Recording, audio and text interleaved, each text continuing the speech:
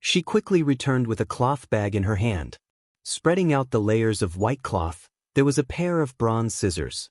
The scissors were V-shaped, and the handles on both ends were covered with tiny scratches. They emitted a glossy sheen, and it was obvious that they were often used. Before Scroll joined the Witch Cooperation Association, she relied on this pair of scissors to make a living in a tavern in Seawinshire. The copper royals she had saved up, in addition to buying bread, were given to an old captain with a broken leg.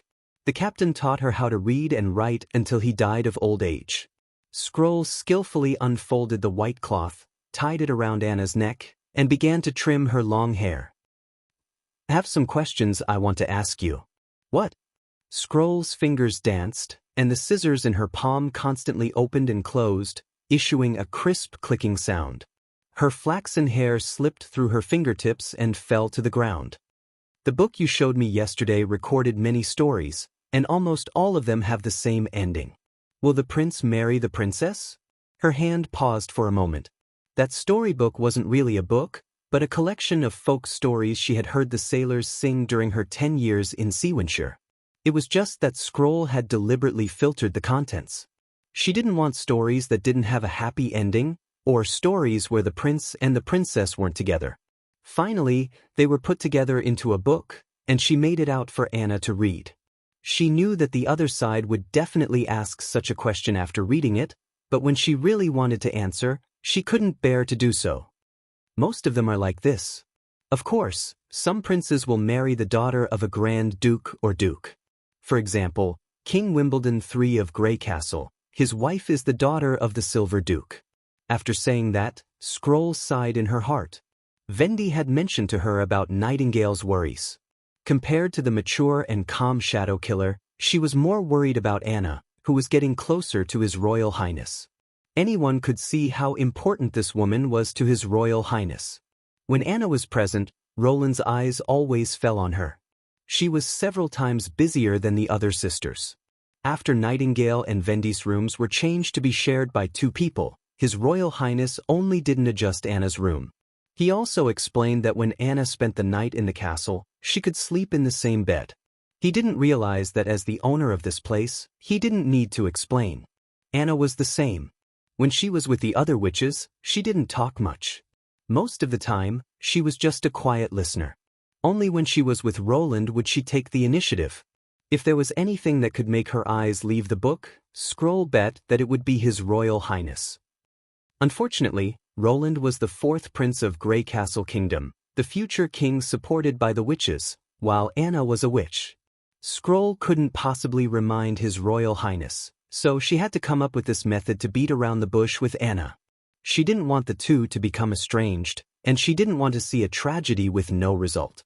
"Why?" Anna shook her head, seemingly trying to get rid of the hair on her neck. "What if the prince doesn't like the princess or the noble lady?" Scroll didn't expect her to ask this. "Then he has to marry. Because the prince is likely to become the king, and the king's marriage isn't just his business." She tried to recall the relevant knowledge recorded in the book, in order to stabilize the great nobles at the border of the kingdom, to appease the restless neighboring countries, and even to reach a good deal. But the most important thing is that the king must have an heir. Anna didn't ask any more questions, which made Scroll feel a little relieved. This kind of thing could only be persuaded slowly. She believed that one day the other party would understand. After trimming her hair, Scroll smiled and scratched Anna's hair. "Not bad, you look a lot more spirited." "Thank you," Anna bowed her head. "So, today's book?" Scroll thought for a moment and decided to summon the history of the Wolfshark Kingdom's royal family to strengthen the impression instilled in her today. "I'll choose a family biography." When she was ready to leave, Anna suddenly said while holding the Book of Illusions, "I don't think Roland is the prince in the story." Her voice was very sure. It didn't seem like she was trying to convince herself. He will only do what he wants to do, and nothing else matters. Scroll was startled. Why? Chapter 107. After dinner, Roland returned to his office and continued to copy the basic mathematical knowledge in his mind onto paper. He didn't have a photographic memory. Not only that, but his memory would also decline over time. Due to his profession, mathematics and physics were still frequently used subjects, But other knowledge such as history, geography, biology, chemistry, and so on had probably regressed to an introductory level. Therefore, regardless of whether he used it or not, the earlier he wrote down the content he hadn't forgotten, the more knowledge he could retain. Every time he filled a piece of paper, he would let Scroll glance at it. As long as she looked at the content, it was equivalent to permanently preserving it. Unfortunately, Scroll's ability was only related to memory. It couldn't make her self-taught those high school mathematics knowledge. Therefore, when he had free time, Roland would explain it to her again. Of course, for a teacher like him, imparting knowledge was a very interesting thing.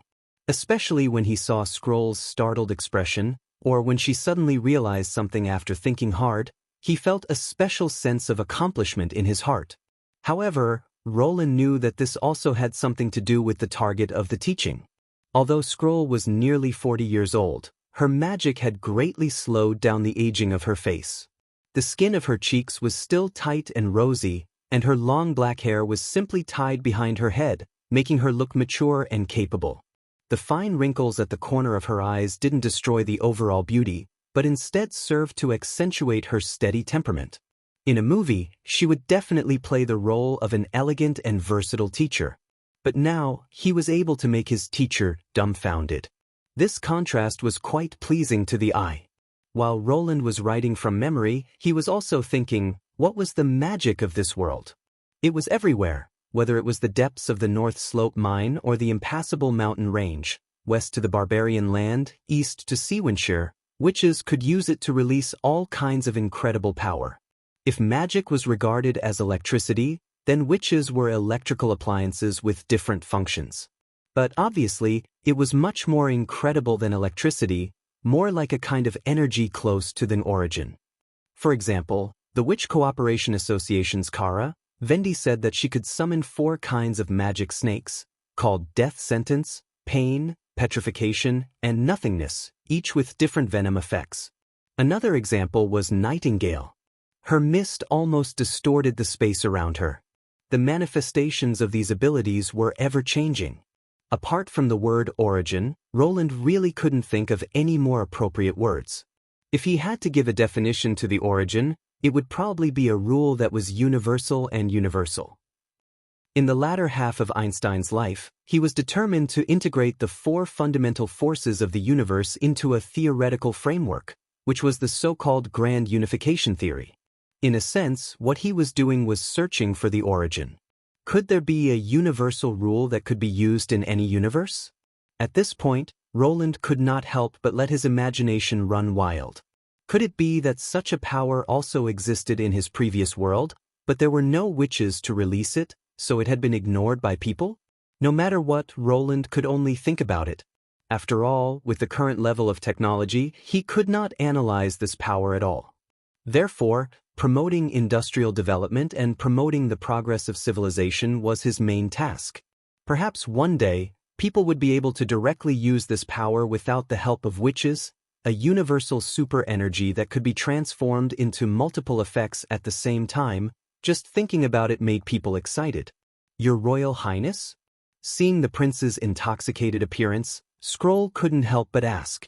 Ahem. Roland recovered from his delusion, coughed twice, looked at the candle that was about to burn to the end, and said, "Let's stop here for today." Yes, she bowed her head and was about to leave when she unconsciously slowed down her pace. Roland didn't hear the sound of the door closing for a long time. Somewhat baffled, he raised his head and found that the other side was still at the door. "What's the matter?" "Your Royal Highness." Scroll hesitated for a moment. "I want to ask you a question." "Go ahead." Roland nodded, put down the quill in his hand, and raised the cup to drink some water. Everything about these witches was good, except for one thing: they were too lacking in self-confidence. They were like rabbits that poked their heads out of the hole, and when there was even the slightest movement, they would be scared and shrink back into the hole, never daring to come out again. He guessed that her question would be something along the lines of, "Why are you willing to take us in? Are you not afraid of the threat of the church?" and so on. Nightingale and Vendi had already asked him many times. But since the other side had put on such an attitude, he naturally had to answer them seriously, so that they could deeply feel that he should treat his comrades with the warmth of the spring breeze. Is it possible for you to marry a witch? Roland almost spat out the water in his mouth. Why do you ask this question? Scroll opened her mouth but couldn't answer. Marry a witch? The first thing that appeared in Roland's mind was Anna's figure. From the time he met her in the cage, her pair of lake blue eyes had left a deep impression in his heart. Witches were women who had awakened from ordinary human beings.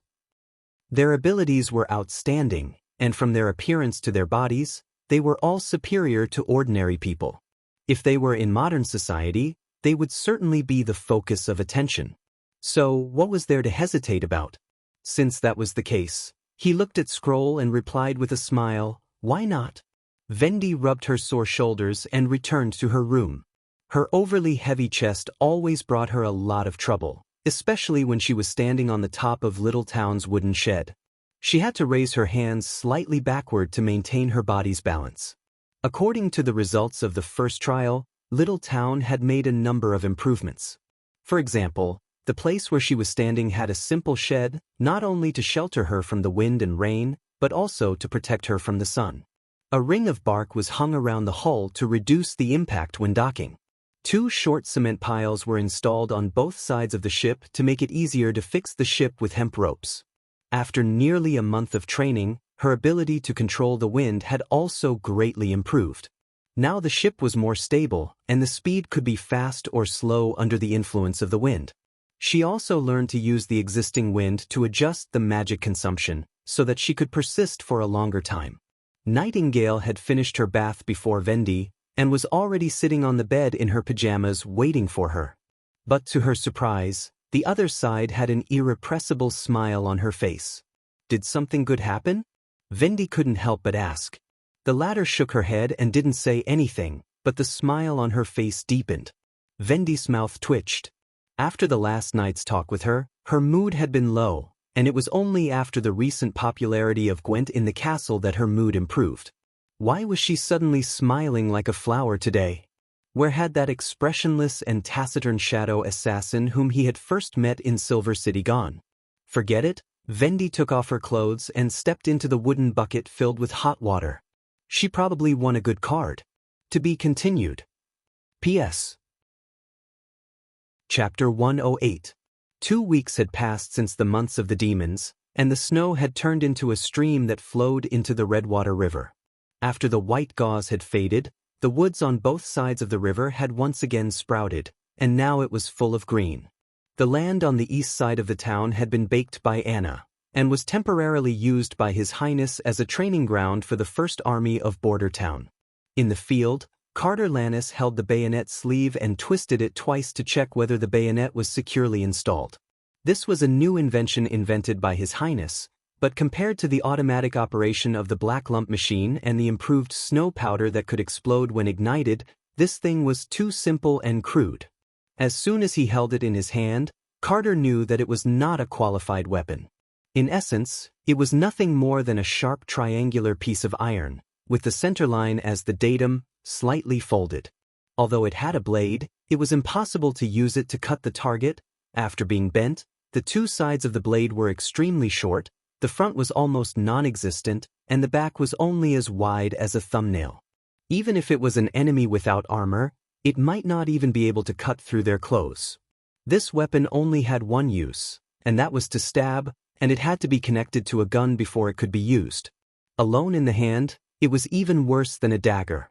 Wasting a lot of pig iron to create a weapon with only one attack method, in the eyes of the chief knight, it was naturally a substandard work.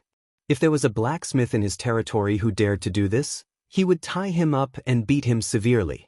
But even with such a poor quality weapon, he could still see His Highness's originality in the details, such as the slot design of the sleeve, a groove with 2 right angles, as long as the small iron bar on the barrel was inserted, and then turned half a circle, the bayonet could be fixed on the barrel. This special shape of the groove made the sleeve and the barrel did not need to be very close to each other, and if the sleeve was too loose, some pieces of paper could be inserted and then rotated. If not, leaves could also be used. Put on the bayonet. Hearing the command, the members of the flintlock team who had been assigned a bayonet pulled out the blade from the bayonet bag strapped to their waist and put on the barrel. The new weapon and the matching bayonet bag had been produced so far, and those who hadn't received it had to temporarily use a short wooden shaft as long as the gun. This set of movements had been practiced for almost the whole morning, and now most people only needed 2 to 3 breaths to fix the bayonet. According to His Highness, this was the last struggle, and he did not want to see his subordinates enter a hand-to-hand combat. Carter disagreed with this statement. If they didn't personally stab the enemy, they were still inexperienced. If they didn't personally stab the enemy, they wouldn't be able to. When Carter asked him to teach the soldiers how to practice assassination, he felt a little guilty. He had never heard of a bayonet before. What would he do if he didn't know how to use? When His Royal Highness had asked Carter to teach the soldiers how to assassinate, he had felt a little guilty. He had never heard of such a thing as a bayonet. What if he didn't know how to use it? However, after seeing the prototype, he immediately became full of confidence.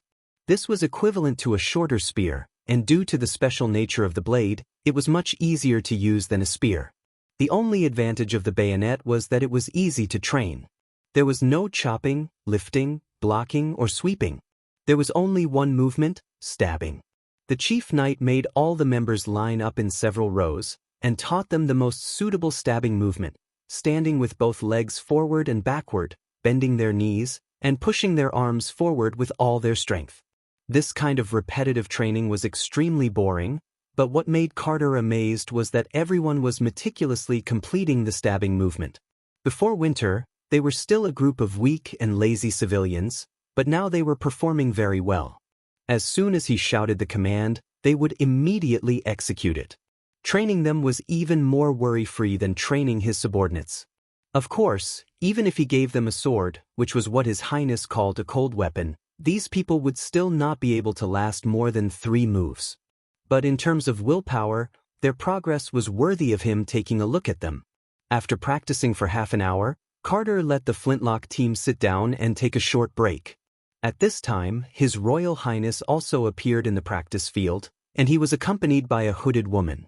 The knight was not surprised. His Royal Highness had already told him in advance that today's practice would be carried out with the help of a witch. However, the witch was really tall. At first glance, she was almost as tall as His Royal Highness. Girls should be small, Carter thought. Then he let everyone stand up and salute His Royal Highness the 4th Prince. Your Royal Highness. The soldiers raised their hands to their foreheads and shouted. You've worked hard. Roland nodded and walked over to the knight's side. Just as he was about to speak, a big man suddenly rushed out of the team. Carter Lannis frowned and took a step in front of the prince, his hand already on the hilt of his sword. Nightingale was the first to appear, grabbing Roland's arm. As long as the situation was slightly wrong, she could pull the prince into the fog. The big man who rushed out was Iron Axe. He didn't run to the prince, but instead knelt down in front of the woman. He didn't kneel on one knee like the mainland kingdom, but rather his whole body on the ground, his head deeply buried between his arms.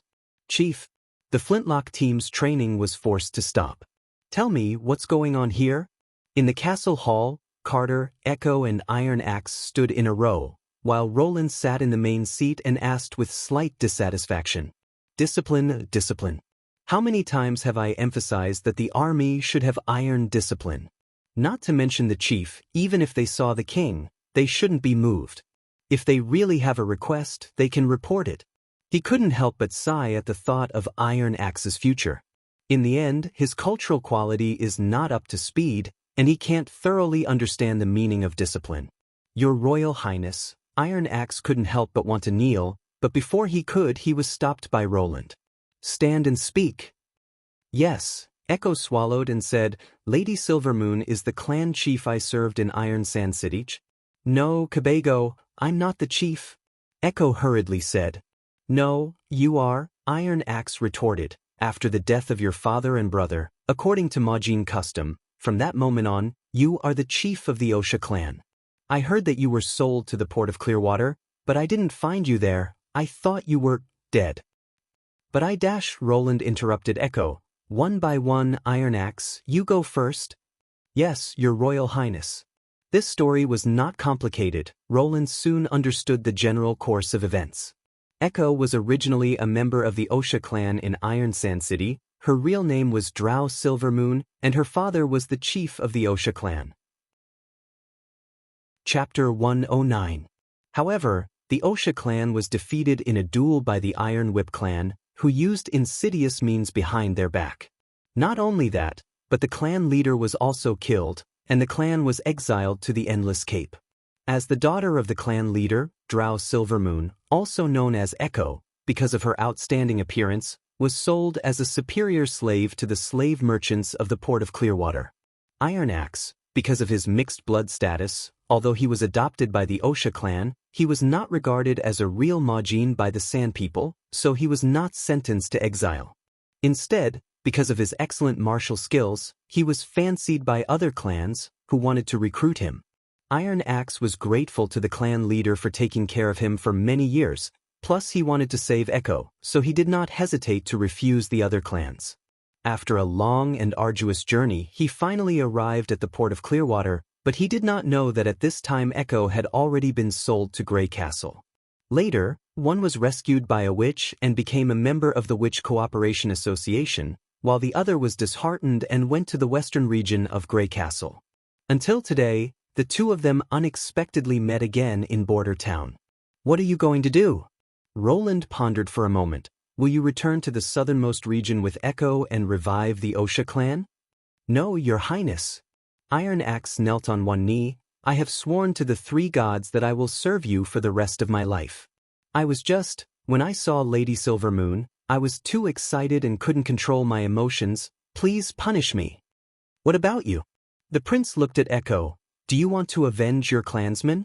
Echo also knelt down and said, I once thought of revenge when I awakened as a witch, but now I no longer have such thoughts.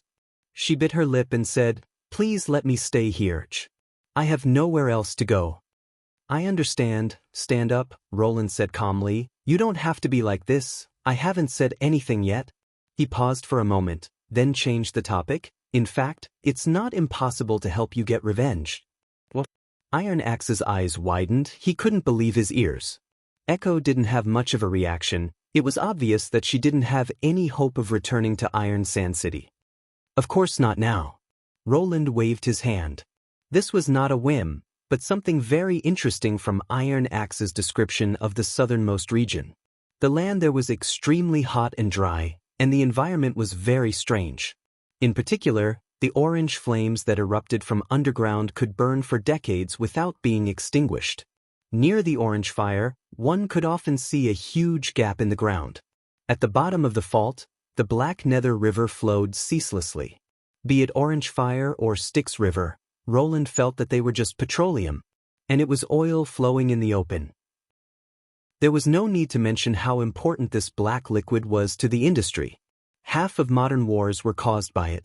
The rise and fall of oil prices could affect the rise and fall of a number of countries, and could even change the structure of the world. If he could intervene in the southernmost region with the help of the Osha clan, maybe he could get a stable source of oil. However, Roland did not have the time to care about the dispute in the remote area. He could only leave a prelude and put on a show of, since ancient times, later. After I ascend the throne, I will consider seeking justice for you. Roland stopped Iron Axe, who wanted to kneel down again. But today, your behavior violated the discipline of the First Army. You will be confined for 2 days. Reflect on yourself. Yes, Your Highness, Iron Axe replied excitedly. Then continue the training, Roland said to Chief Knight Carter. You will also be responsible for the following marching? Carter nodded in agreement. Brian thought that today's training would end, but everyone was still sitting in the training field, and no one left alone. Because before Carter left with the prince, he had ordered them to rest on the spot instead of dispersing. If it was the patrol team he had been in before, such a scene was simply unimaginable. Sir Knight, do you think Sir Iron Axe will come again? Nail, who was in the same group as Brian, came up and asked, his behavior just now really scared me. How many times have I told you, don't call me sir, Brian corrected. In the First Army, you should call me Captain. His Highness said that we should address each other by military rank. After being conferred the title of knight by Prince Roland, his status in the team suddenly rose, and no one dared to talk to him. Only Nail, who had been transferred from the mine to the army, often came up to chat with him. According to Nail, not to mention the knight, he had even had a close conversation with His Highness Roland himself. This kind of thing? His Highness won't blame him too much, will he? Although he said so, Brian was still not sure. He had seen the tragedy of a civilian accidentally colliding with the former lord's carriage and being stabbed to death by the guards on the spot. Iron Axe was a foreigner, and in front of the prince, he knelt down to a woman and called her chief, which could be regarded as a breach of etiquette. I guess so, Nail nodded repeatedly. I also personally talked to His Highness. He and those nobles, He scratched his head, as if thinking about how to express himself. They look similar, but they feel completely different. Brian also didn't want anything to happen to Iron Axe. After more than a month of group training, he already greatly admired this foreigner. Especially when he taught everyone how to set up tents during field training, his superb skills and tireless teaching had benefited everyone a lot. In the eyes of the knight, Iron Axe was even more suitable to be the commander of the First Army than Carter Lannis. They're coming. Nail pushed Brian's arm. Hey, I don't seem to see Sir Iron Axe. Before he could let his imagination run wild, Carter had already ordered everyone to line up according to the previously assigned groups. Then His Highness Roland stepped forward and said, "This woman beside me is a witch called Echo, and she is also Iron Axe's long-lost relative. Iron Axe has been sentenced to 2 days of confinement according to the regulations for disrupting the formation and violating the military discipline. I repeat, you are a regular army, and the most important thing for a soldier is to obey orders and observe discipline. Do you understand?" "Your Highness," Brian shouted together with the others. Hearing the result of Iron Axe's handling, he let out a sigh of relief. Nail, who was standing beside him, secretly made a face at him. "In the following training, Echo will assist you. Her ability is to simulate all kinds of sounds, including musical instruments, horns, and drums. The marching song she's going to play will be the order for you to move. Everyone will move according to the drumbeat and try to keep the team in the same line." At this point, His Highness paused. "On the battlefield, Echo will stand behind you. She is the flag of the First Army and the soul of the Flintlock team. You must do everything possible to protect her. So, everyone should first familiarize yourself with the tune." "What is a marching song?" Brian listened with a confused face. "Is it the kind of music that people occasionally sing in pubs? Is that kind of soft music suitable to command everyone to move forward?" But when the melody that he had never heard before came from Echo's mouth, he almost instantly understood what His Highness meant. The rhythmic drumbeat made him want to move forward, and the light melody aroused his desire to fight. The so-called marching song was the war song that inspired people on the battlefield and encouraged everyone to keep moving forward. Chapter 110. Through the misty morning mist, Timothy Wimbledon could vaguely see the flags fluttering on top of the city wall. He raised his telescope and tried to identify the family emblem on the flag. The sailboat and crown pattern on the green background undoubtedly belonged to his sister, Garcia Wimbledon. This was also the most flags on top of the city wall. The second most was the white flag, with a white base with a tower and a snake wrapped around the tower. That was the emblem of the Balia family. "Oh," he sneered in his heart, "you've taken refuge with the Queen of Clearwater, but you still hang a flag with a tower pattern. You're simply shameless. Wait until I catch you, traitor. I'll feed you the flag, Earl Balia," he thought in his heart. Finally, there was the Red Tower, Lion, and equally shameless Sita family. Timothy was expressionless, but in his heart he had already sentenced Aaron Sita to death, just like Toman Balia. Of course, he also had to eat the flag. Sir Naaman raised the flag of the Grey Castle Kingdom. Timothy ordered. "Yes, Your Majesty," the cold wind knight responded, and then urged his horse to run to the army behind him. "The king has ordered, raise the flag." The new king looked back and saw the flagpoles being raised, the gray flag unfurled in the wind, the black pattern appeared solemn and solemn. The huge tower and the two sides of the inverted, crossed spears. This was the emblem of the king of Greycastle. Any traitor would be beheaded under this flag. After receiving the news of Garcia's independence, he immediately took measures, mobilizing the troops of the eastern region and King's City to attack Eagle City. Although at that time, his heart was like a huge wave, he still maintained a calm appearance, which boosted the confidence of his ministers. It took nearly a month to gather the vassals and troops, a week to go to the eastern region, and another half a month to get here. Timothy finally arrived at Eagle City yesterday at sunset. Fortunately, King's City was not affected by the months of demons, so the road to the southern region was not impassable because of the snow, but the ground was very solid because of the low temperature, so the carriage team transporting grain was faster than the freedmen. His team was very large, mainly consisting of his personal guards, the Royal City Knight Regiment, and the troops of the Duke of the Eastern Region, Fran Chariot. There were more than 6,000 people in the three groups. Among them, there were more than 1,000 well-trained and well-equipped knight. According to reliable intelligence, Garcia's troops numbered less than 3,000 people, and most of them were free citizens of the port of Clearwater. Usually, they could plunder unarmed farmers and merchants, but in a head-on battle, it was impossible for them to be a match for the knight. The Minister of Finance, Sir God, had raised an objection. He believed that after the end of the months of the demons, all the places would need to be farmed, and the conscription of the army at this time would have a detrimental impact on the harvest. Therefore, Timothy did not ask his vassals to dispatch serfs to fight in the war. Instead, he gathered the freedmen in his territory and had them take charge of logistics and transportation. In this way, even if they fought in the south, they would not miss the spring plowing. No matter what, Timothy Wimbledon would never allow Garcia to stay in the Southern Territory any longer. Eagle City was not a strong city.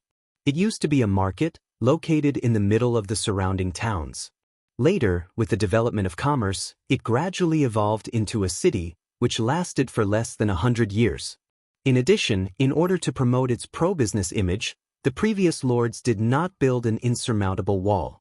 The 3,000 civilian troops and the 2 earls' men added up together were not enough to form a large army, so the earlier they could take countermeasures, the greater their chances of winning.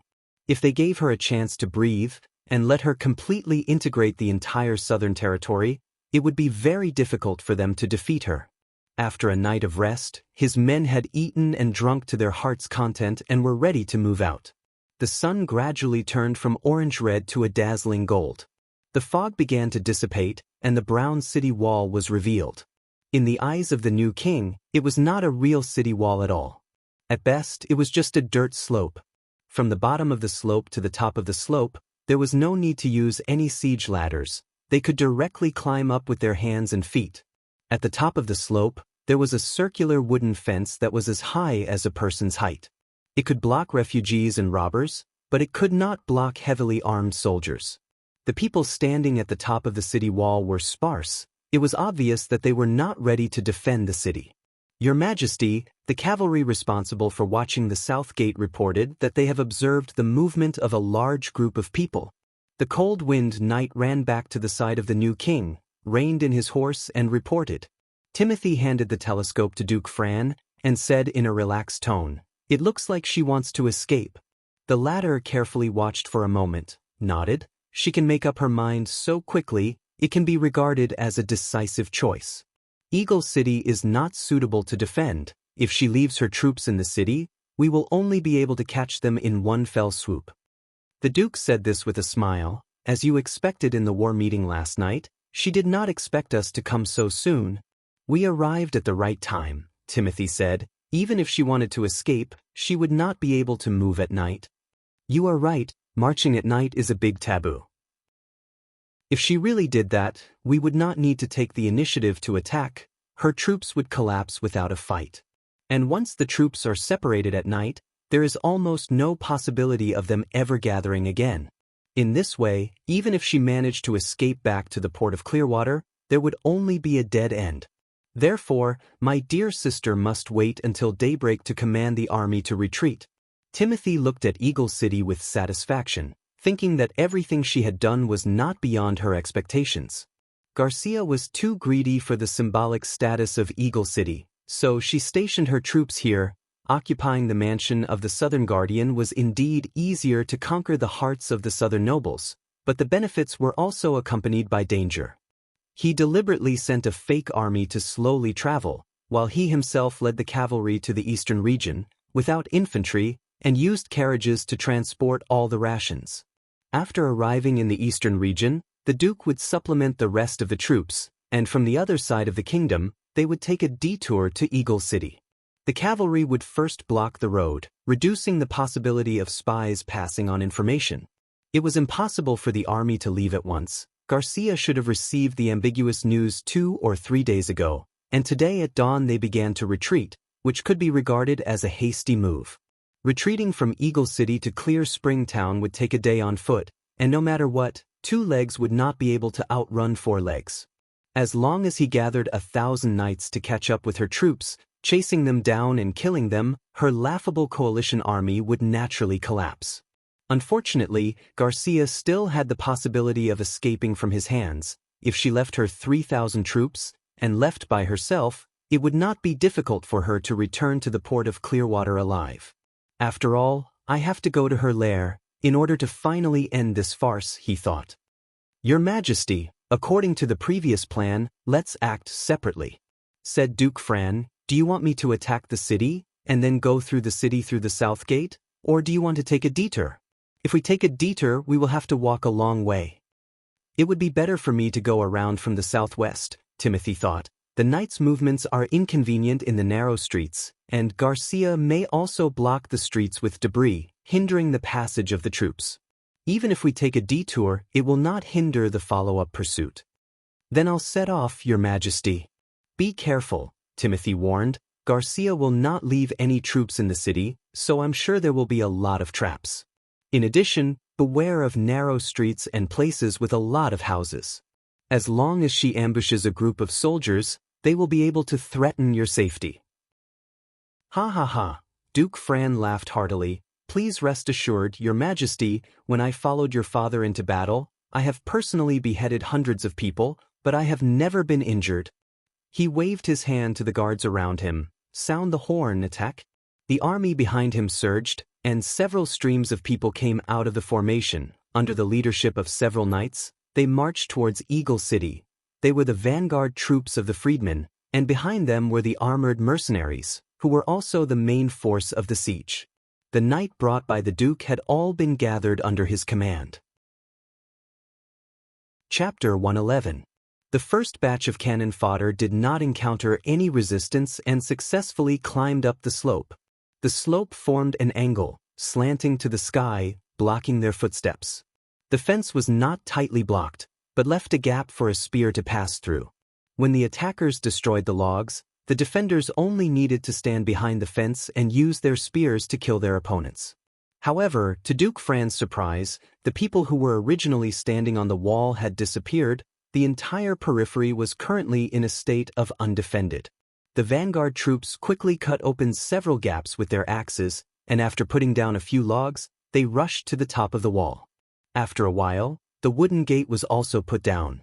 Let's go. The Duke shook the reins and led the rest of the troops towards the gate. From the beginning of the siege until the gate was put down, less than half an hour had passed. What the hell is Garcia Wimbledon doing? Fran frowned. Anyone with a little combat experience knew that when abandoning the city, it was necessary to leave behind a group of personal guards, or hire a lot of people who were not afraid of death to go to the top of the wall to block the enemy's offensive, as much as possible to buy time for the retreating troops. Princess Garcia was not a stupid person, otherwise it would be impossible for the entire southern territory to change sides with her so quickly. Why didn't she arrange a group of people to defend the wall? No matter how strong the defense, no matter how nimble the trap, without someone to operate it, it would only become a dead thing. Duke Fran thought for a moment and decided to let his personal guards enter the city first to explore the situation. The report from the guard captain was still the same. There was no resistance inside the city, but some streets were indeed blocked by wood and bricks. His subordinates had already gathered the local people to clear the obstacles.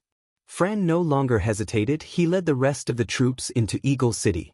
He was also a veteran who had followed Wimbledon 3 for many years, so he could not be fooled by a little girl. But Timothy's move was a bit wrong. If he could wait until he attacked the gate, then directly pass through the city, he could save a lot of time.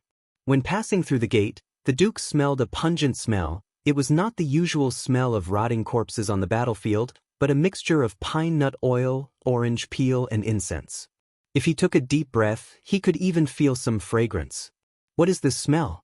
He looked around but didn't find anything out of the ordinary. On the other hand, the ditch used to drain the earth wall was blocked. The dirty water flowed out of the ditch and slowly flowed along the ground. It was unknown how long it had been since anyone had taken care of those filthy things. They were black, and under the sunlight, they reflected colorful patterns of light. It was probably the smell of the dirty water. Fran shook his head and led the team to the castle area. Since he had conquered Eagle City, he naturally had to go to the Lord's castle and city hall to see if there was anything he could take away. Of course, this city was likely to have been plundered by Garcia. The golden dragon might not have been left behind, but some of the larger handicrafts and decorations were very suitable as spoils of war. It would be best to clean up the carriages that he had brought with him and use them to carry the spoils. As for the mercenaries, they were probably heading towards the shops and farms. Duke Joey was dead anyway, and it was still a question of who would be the next successor. At this time, robbing the entire city was the most important thing. After touring the Lord's castle, Fran Charrot noticed something was wrong. The castle was empty, he thought. Not only the coins, but also the whole basement. Not even a bit of cloth or food was left. Several places where murals were hung were left with blank walls, no books in the bookcases, and even the big bed in the Lord's bedroom was gone. The whole castle seemed to have been stripped bare. Was this something that could be done in a hasty retreat? Fran faintly felt that something was wrong. If they hadn't moved these things slowly from the beginning, the castle wouldn't have been so thoroughly looted. Just as he was about to go to the city hall to have a look, a thick cloud of black smoke suddenly rose from the north gate. What's going on? Is there a fire? I don't know, my lord. I've already sent Moriel to check, the guard captain said. Maybe the enemy deliberately set the fire. That's right, the Duke's first thought was that it was a trap, but he soon realized that this method of sealing the door with fire was meaningless. First of all, they could bypass the gate and climb out directly from the slope. Even if they just lit a fire, if no one took advantage of the chaos to attack, an organized team could quickly extinguish the source of the fire. The correct way to use it should be to set up troops inside the city, and when the fire broke out, they could take advantage of the enemy's panic to launch a surprise attack. This could effectively disrupt the enemy's formation, or even force them to retreat. As he said, a trap without anyone operating it was nothing more than a dead object. At this moment, the other three gates also emitted black smoke, but the north gate was already on fire, and the fire was rapidly expanding as if it was piled with straw. The screams of civilians came from the city. It seemed that someone's house had been set on fire. This is not right, the Duke thought. I came from the north gate, where there was no fire starter, only an open space. But if there was no fire starter, how could the fire spread so fast? Wait, the thought suddenly flashed through his mind. Could it be that Garcia Wimbledon secretly recruited witches? Fran touched the god's stone of retaliation hanging around his neck, and his heart calmed down a little. If it was the witch's fire, he only needed to directly pass through it, and the devil's fire wouldn't be able to hurt him. Moreover, every member of the guard team was wearing this thing, so they wouldn't pose much of a threat. As for the freedmen who didn't have money to donate to the church, the Duke didn't have time to care about them.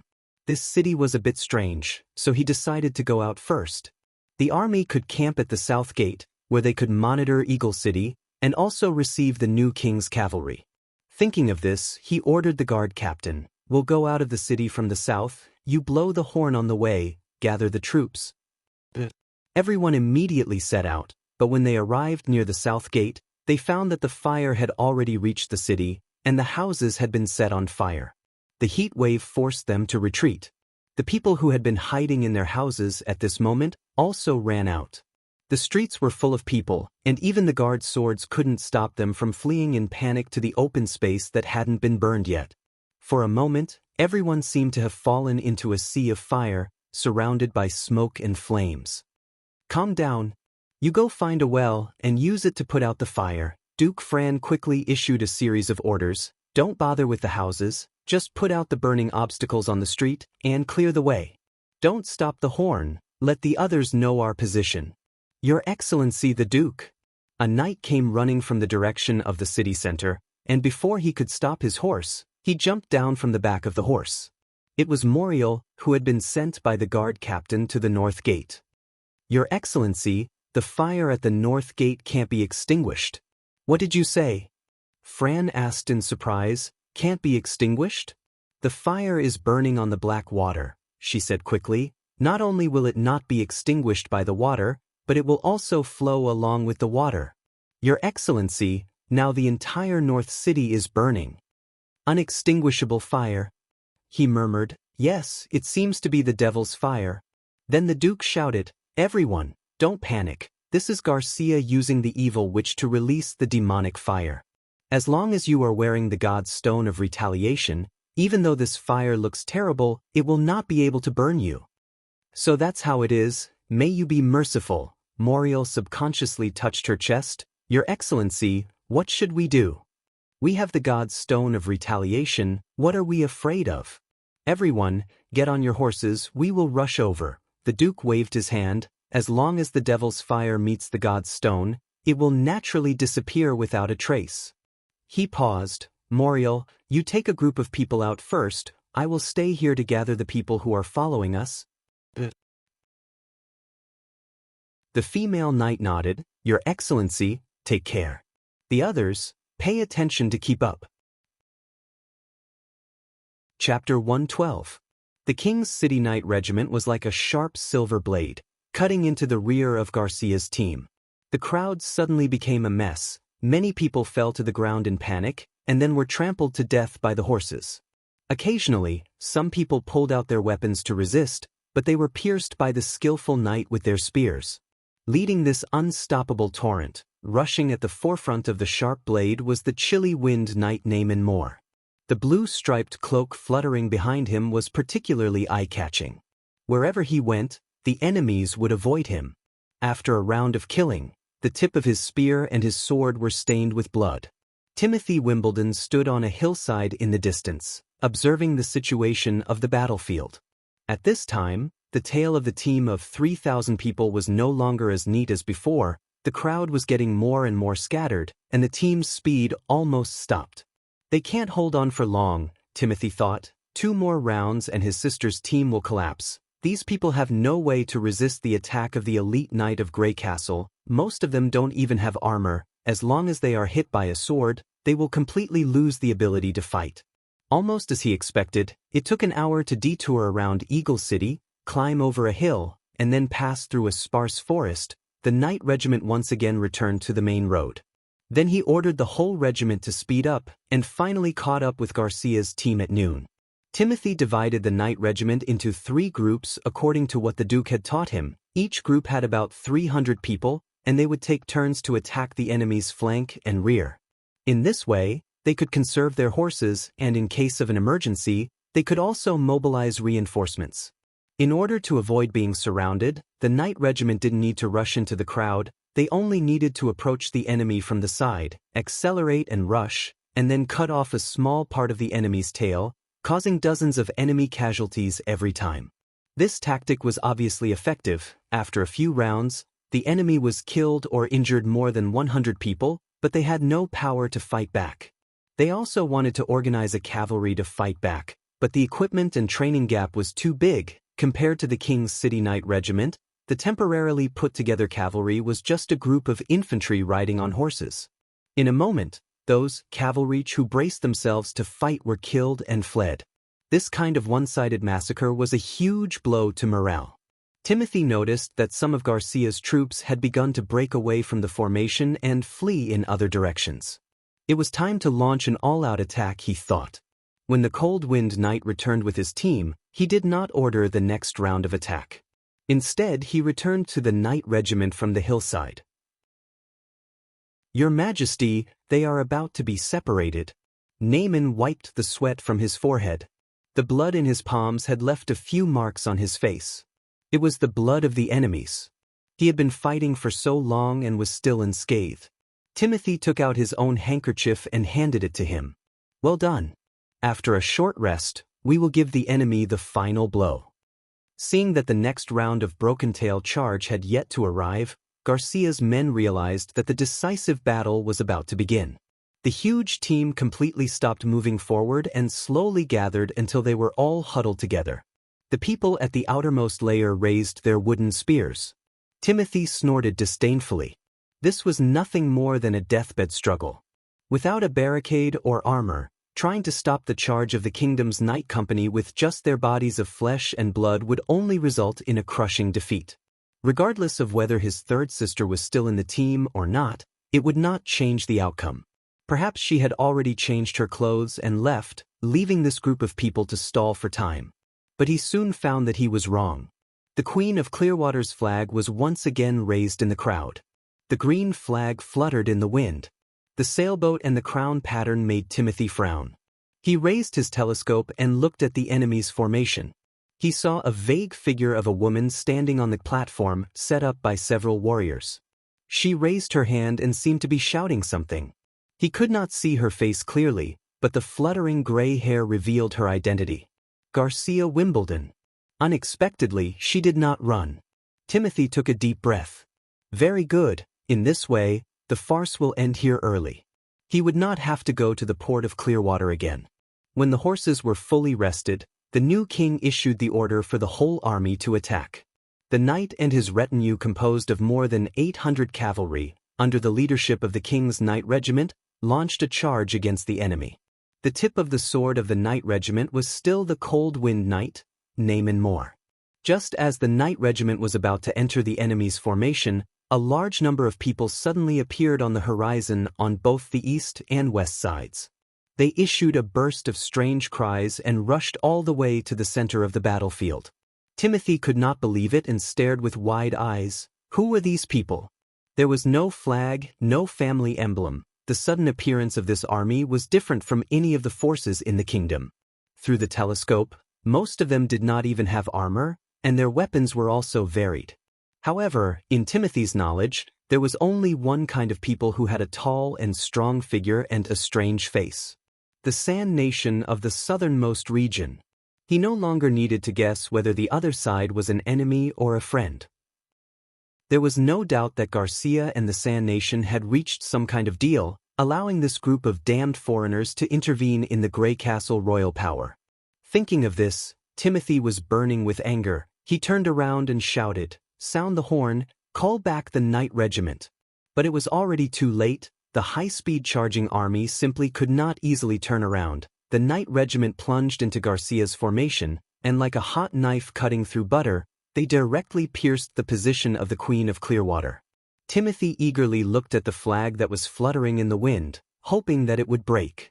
The Sand Nation attacking from both sides were about 1,000 people, so Garcia's army would swell to 5,000 people, which was a number that he couldn't handle.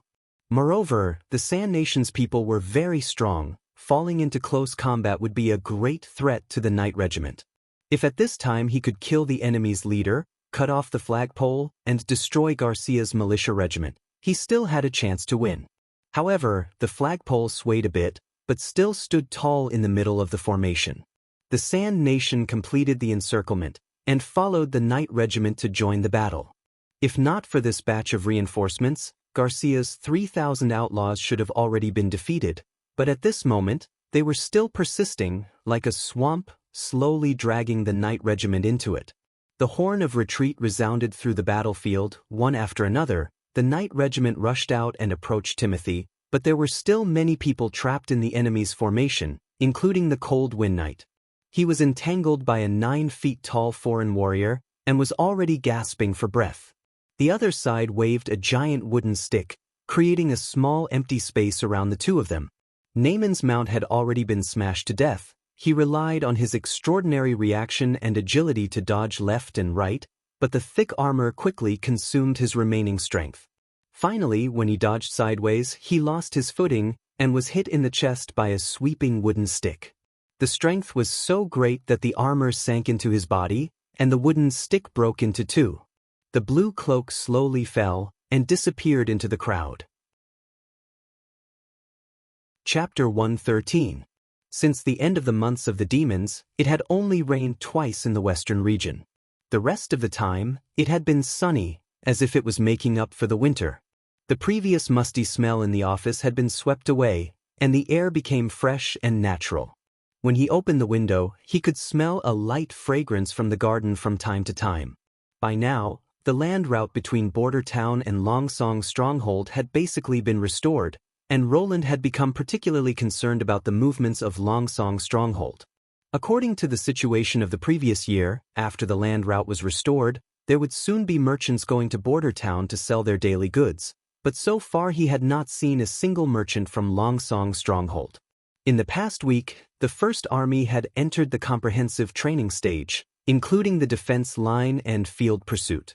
The former mainly relied on lightning to report the distance of the enemy in the air, and the artillery and flintlock teams fired according to the instructions. This part was relatively easy, both the instructions and the corresponding actions were clear. The former mainly relied on lightning to report the distance of the enemy in the air, and the artillery and flintlock teams fired according to the instructions. This part was relatively easy, both the instructions and the corresponding actions were clear. The former mainly relied on lightning to report the enemy's distance in the air, and the artillery and flintlock teams fired according to the instructions. This part was relatively easy, both the instructions and the corresponding actions were clear. For example, solid shells at 800 meters and 500 meters, grape shot shells at 300 meters, flintlock shots at 50 meters, and so on. The key was the field pursuit stage. According to Roland's plan, after the enemy was defeated, it would take the same 3 days to retreat back to Longsong Stronghold. Even if they abandoned the militia and mercenaries and rode back alone, it would take no less than 2 days, so the enemy must camp in the wild. This gave the First Army the opportunity to pursue. With lightning monitoring the whole process, the First Army would follow in a safe area without being discovered by the scouts, and the artillery and ammunition would be transported by Little Town. When the enemy set up camp for the night, the troops would complete the encirclement, and in the early morning, they would launch a pincer attack and annihilate the enemy. The plan did not seem complicated, but in the absence of radio communication, it was almost impossible to separate the troops and launch a joint attack. Roland could only use the witches at this stage to make up for the lack of communication. As for the final result, he was not sure. Another point was that there was not much gunpowder left, so the comprehensive training stage did not carry out live firing, and the main training was the cooperation between the firearms and artillery teams, as well as the cooperation between the First Army and the witches. He had already sent people to the faraway Fallen Dragon Ridge and Redwater City, hoping to find more sources of saltpeter there. If they could not replenish their gunpowder in time, the First Army's muskets could only be used as spears after 2 battles. Roland wrote down some new procurement plans on paper, including saltpeter, grains, seeds, and other materials. He intended to let Barav send another apprentice to Grey Castle to try his luck. There was an abundance of commodities there, especially saltpeter. As summer approached, King's City's saltpeter factory would certainly be operating at full capacity. As a city with a large number of nobles and wealthy merchants, once the weather became hot, the consumption of saltpeter would be astonishingly large. He hoped to find a stable supplier that would provide Border Town with a steady supply of gunpowder. Prior to this, he had already sent 2 of his guards to carry out the plan of summoning witches and finding the fruit. The former usually disguised themselves as travelers or merchants, spreading rumors about witches in the streets, pubs, black markets, and other places in Border Town. Of course, the host was not the 4th Prince Roland, but rather the Witch Cooperation Association, which had finally found the Holy Mountain and hoped that the witches would settle there. The latter would directly go to the port of Clearwater and buy the seeds of strange crops from the other side of the fjords. Of course, if there were any rare crops in the cities they passed through, they would also bring back their seeds. After finishing the purchase list, he handed it to Scroll and told her to go to the city hall and hand it over to Barav. After Scroll left, Roland stretched his body and wanted to drink some water, but found that the cup was already empty. When he was about to get up and take the kettle, Nightingale had already brought the kettle to his table. Not only that, She also smiled and filled the cup, and then took the kettle back. Roland slowly took a sip. His heart was puzzled. Recently, Nightingale's attitude was really not right. She always had a smile on her face, and even took the initiative to help him pour tea. Did she want to raise her salary? In the past, she would directly sit on the sofa, holding a plate of dried fish and nibbling it for the whole afternoon. Although Roland had asked for the reason, the other side just smiled and didn't answer, so he simply let it be. Could it be that Gwent could really make people feel happy? In the future, if he made poker and mahjong and opened an entertainment city, it would simply be waiting to collect money. Stop, Roland shook his head and put the distracting thoughts to the back of his mind. Now was not the time to be greedy for pleasure. He had to think about what to do after taking over the stronghold. Moving the office center to Longsong Stronghold? Roland thought about this for a long time. Moving the capital to a more prosperous place seemed very tempting, but in fact, it was not a good choice. Longsong Stronghold and Border Town were different. It had been built for more than 100 years, and the forces were intertwined.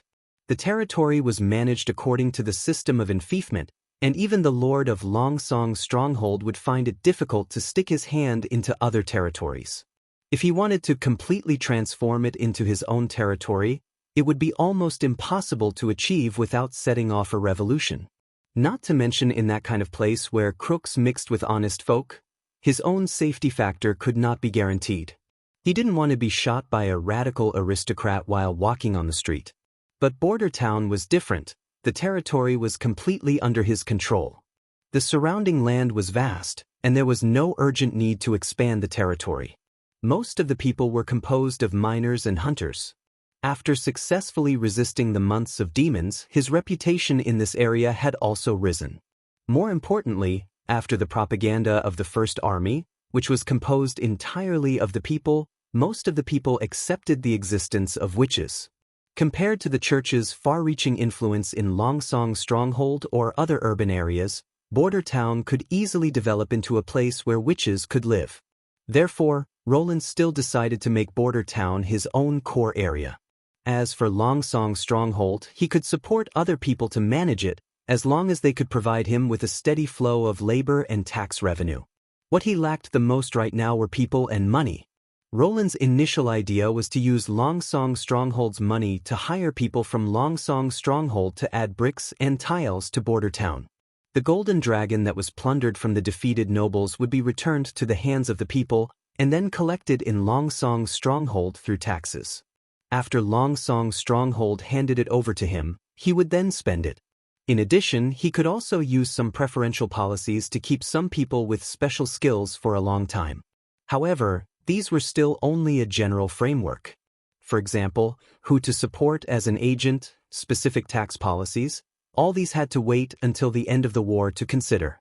At this moment, a yellow figure flew in through the window, and then steadily stopped in front of the prince's table. It was lightning. Chapter 114. The vast Stronghold Coalition army slowly walked on the road to Border Town. At the forefront of the army was the Knight Regiment composed of the 6 families of Stronghold. From the armor and dress of each knight, it was easy to see the difference in strength between the families. There was no doubt that the most eye-catching was the knight under the command of Duke Ryan. Their mounts were all short-tailed horses from King's City, good at long-distance running, and bigger than the other horses. Sitting on horseback, the knight looked even more powerful. Their armor was made by the Stronghold's Hammer and Dragon's Teeth blacksmith shop. The thick, shiny silver breastplate was engraved with a huge lion head, and the shoulder armor was engraved with 2 wolf heads, as if they were opening their mouths to roar. The cloak behind them was embroidered with delicate patterns, and the waist was tied with a red silk belt. These knights were not just for show. Every year after the end of the months of the demons, they were responsible for clearing the remaining demonic beasts out of the city to ensure that the land route was smooth. Each of them had accumulated a considerable amount of combat experience. When it came to fighting alone, they were not much worse than the King's Knight Regiment, but they were slightly lacking in numbers. Of course, with the power of the Duke, it was already a very amazing cost to create an elite knight regiment of 150 people. Duke Ryan looked at this sharp division with satisfaction. There was no doubt that with their strength, no one in the western region could stop him. Walking in the middle of the team was the mercenary troops. Their equipment was much inferior in comparison. Most of them wore some old chain mail or plate armor, and they either lacked a gauntlet or a helmet. There were also some people who were only equipped with cheap leather armor and a variety of weapons. They were scattered along the road in twos and threes, talking and laughing loudly as they walked. It seemed that this trip was not for fighting, but just for sightseeing. At the end of the team were the freedmen who had been forcibly recruited by the lords. They dragged a wheelbarrow carrying food and tents, and slowly followed behind the mercenaries. Due to the difference in speed, the troop of about 1,500 people was stretched very long. The night troops at the front had to stop from time to time to wait for the troops behind them to catch up. My lord, the Elk Earl Hilt Medra pulled the reins so that he and the Duke were side by side.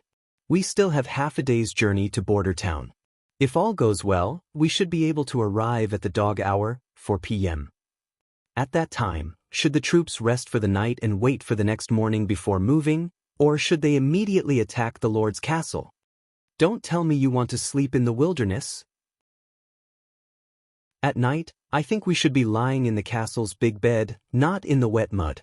Of course, he still had to consider the royal family's reputation. After arriving at Border Town, I will first send an envoy to persuade him to surrender. The Earl of Honeysuckle, who was walking slightly ahead, turned around and said, "The knight's men and horses are tired after a day of walking. Wouldn't it be inappropriate to attack directly? After all, Roland Wimbledon relied on his miners to safely survive the entire months of the demons. I think it's better for us to be cautious." Haha, it's fine if others don't know, but even you don't know the details of the demonic beasts? My old friend. They are indeed terrible in the wild, fast and amazingly strong, but if there is a wall, most of the demonic beasts are just targets. After all, they are just a group of beasts. The Elk Earl shrugged and said, "I was surprised that he could build a wall so quickly, but with this alone, it is impossible to resist my knight, right? They are not brainless fools." Exactly. And I also received a message from the north. The Duke of Ryan said casually, "This year's Hermes was attacked by a large number of hybrid demonic beasts, and the new holy city almost fell. At present, it is not clear why, but it seems that this year's demonic beasts are heading for the new holy city, and the western region is just a few fish that escaped the net." As the lord of the western region, his eyes were not only focused on this remote area, but also on the major cities and towns for many years, who continuously sent him the latest information. The tragic battle in the north was not the main point.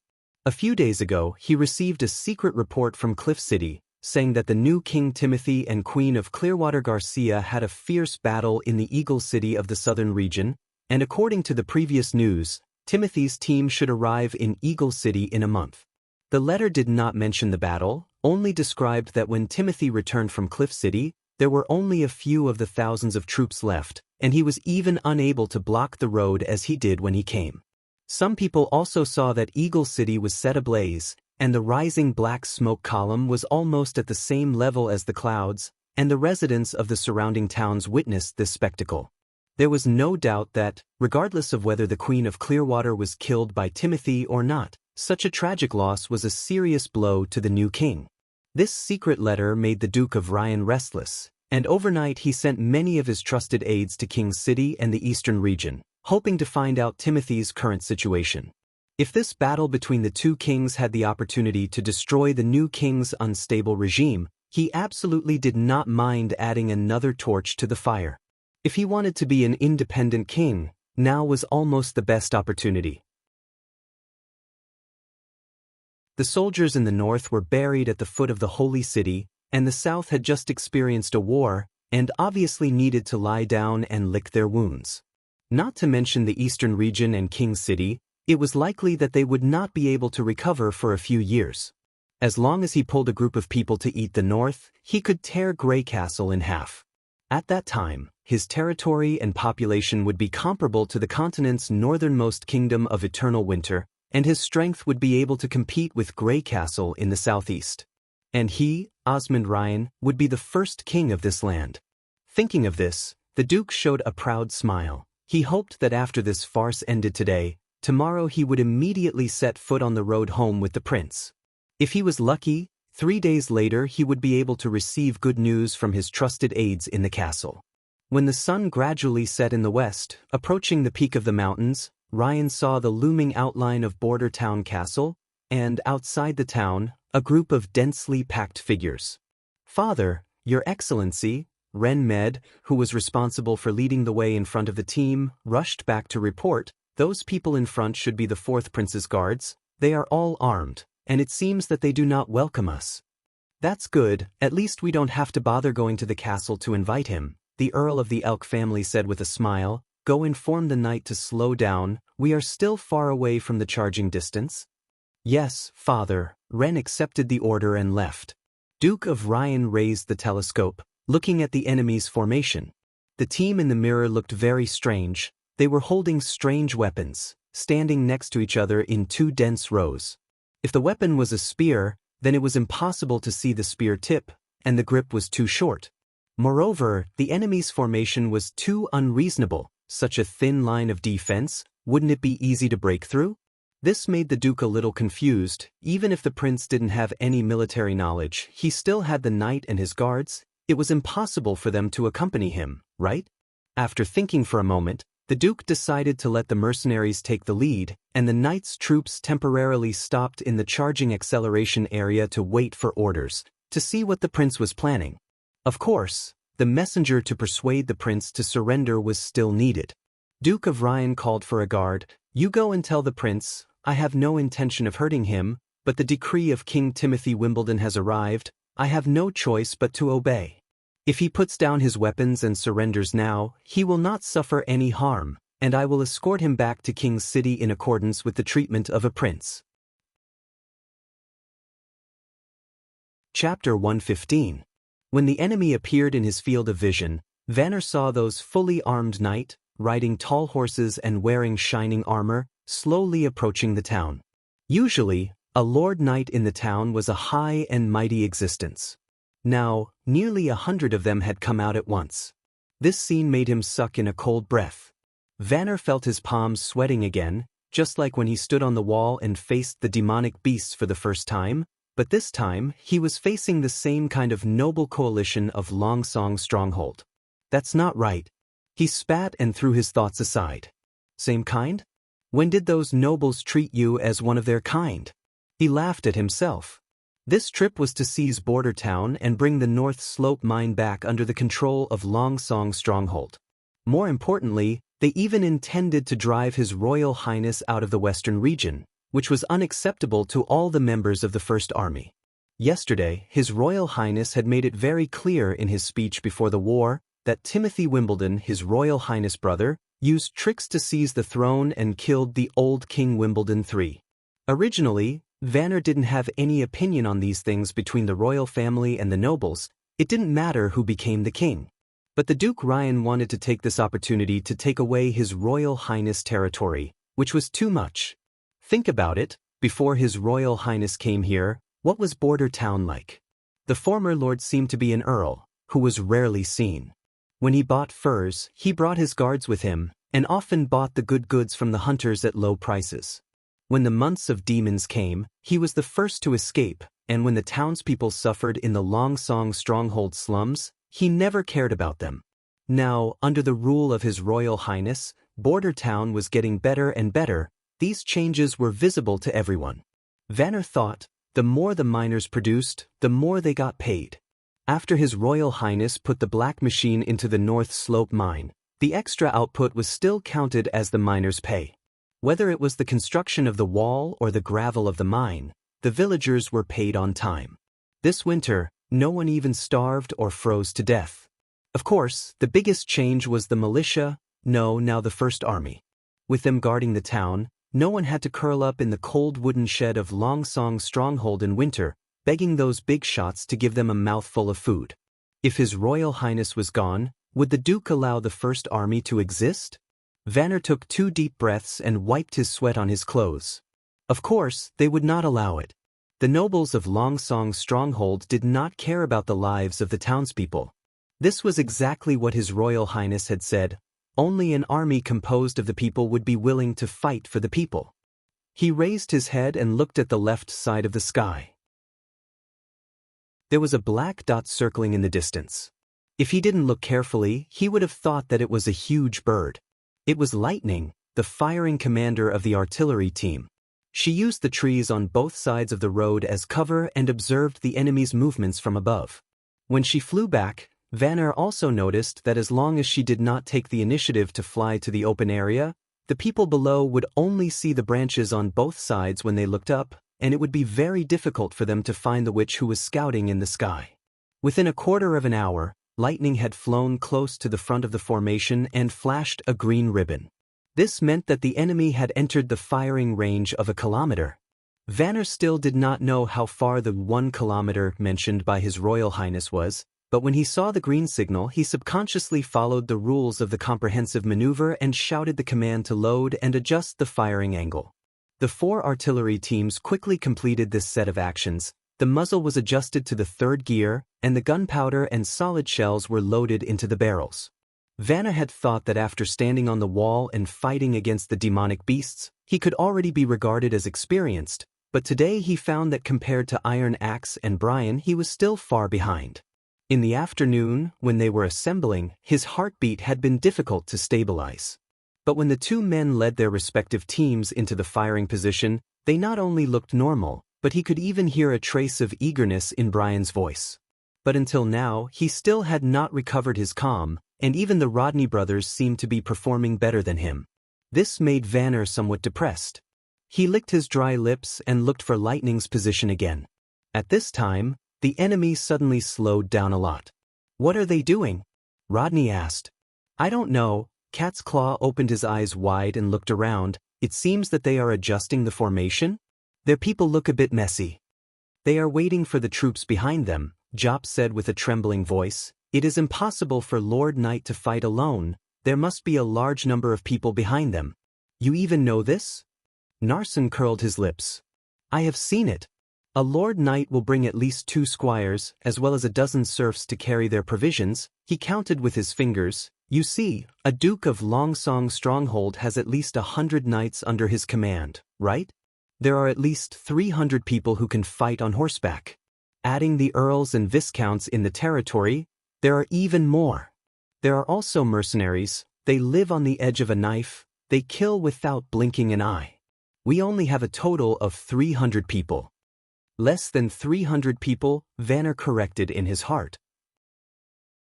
"Only 270 people are equipped with weapons. According to His Highness, this is called insufficient production. Now those who don't have guns have been sent to the artillery team to carry ammunition for the 4 cannons."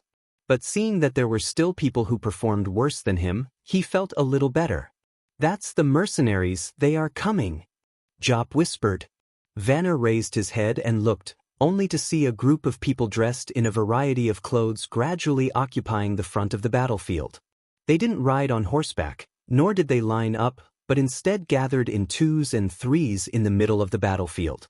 The knights spread out on both sides, seemingly to make way for the mercenaries. Compared to half a quarter of an hour ago, the Duke's coalition army was much closer. At this time, a knight flew out from the coalition army and quickly rushed towards Border Town. Vanner's heart tightened. He almost shouted the command to fire. "What is she doing?" He looked up but still didn't see Lightning, but the other side was getting closer and closer, while waving a white flag. "He is the messenger sent by the Duke," Jop muttered. "He should be here to persuade us to surrender." "That's none of our business." Rodney squatted down behind the cannon, his line of sight aligned with the center line of the cannon barrel. "Leader, the cannon needs to be adjusted. Most of the knight have already left the battlefield." In the previous live fire practice, they had been repeatedly taught that the attack range of the cannon was in a straight line in front of the muzzle, so if they wanted to hit the target, they had to overlap the target with the center line of the cannon barrel. The 5 of them turned the cannon slightly, until the knight troops at the forefront of the coalition army entered the direction of the muzzle. The messenger who came alone was immediately escorted to the rear of the defensive line by Sir Carter, but Vanner knew that the Duke's move was only a waste of time. His Highness the Prince would never agree to surrender. Suddenly, Lightning sped up and flew towards the town's defensive line, her arms waving, the yellow ribbon in her hands fluttering in the wind. The yellow signal meant that the other side had entered the range of 800 meters. Within this distance, the cannon's solid bullets had a chance to hit the target. As long as the captain of the artillery team didn't indicate that they were forbidden to fire, the artillery teams could freely shoot. Chapter 116. The knight could not charge at the highest speed at the beginning. Horses had limited physical strength and could only maintain high speed for a short period of time. Generally speaking, they would let the horse trot at a distance of 1,000 to 800 meters, gradually accelerate at 500 meters, and finally sprint at 200 meters. When the 12-pound Napoleon cannon fired solid projectiles, the theoretical effective range could reach 1,300 meters. Perhaps because of the short range, the cannon made by Roland was too far away to be seen from a kilometer away. Therefore, he had to open fire at 800 meters.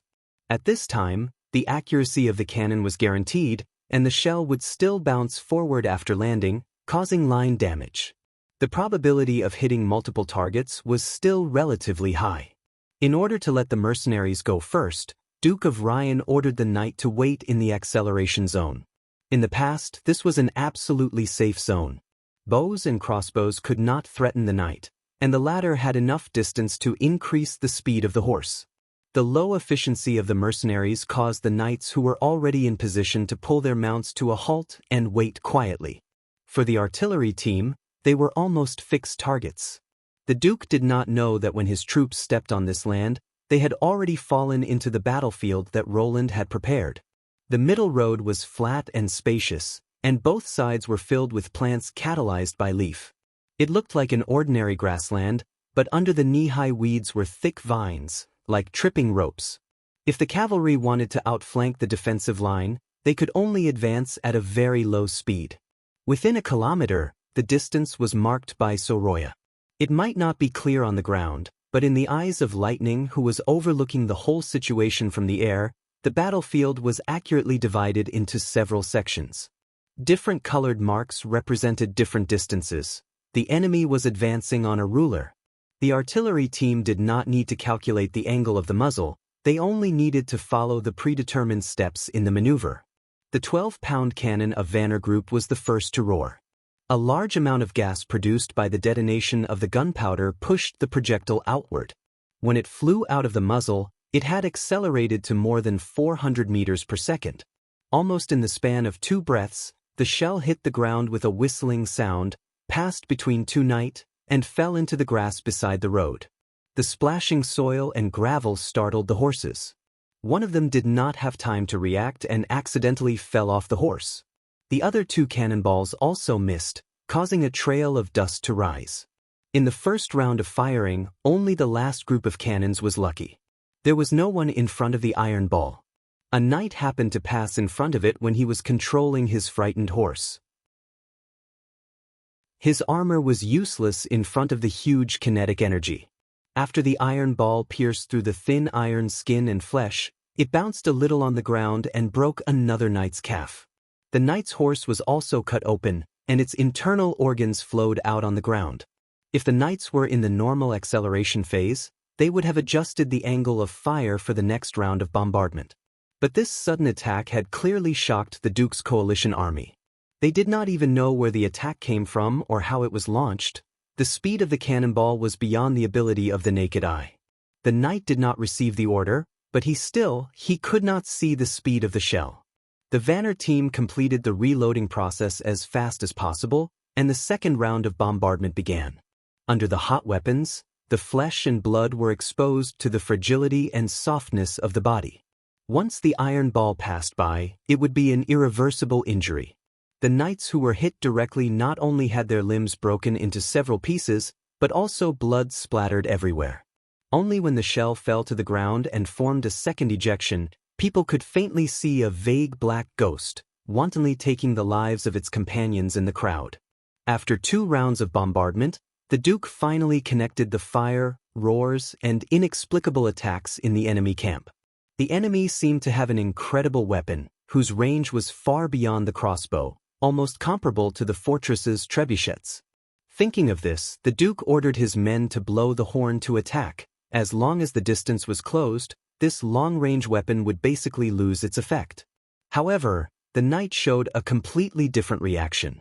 After hearing the horn, some people began to speed up in the direction of the town, some people were still competing with their horses, and a small number of people had retreated to the rear.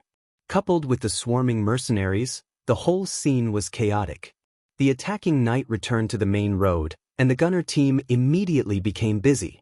In addition to cleaning the barrel and reloading the ammunition, they also needed to move the gun carriage.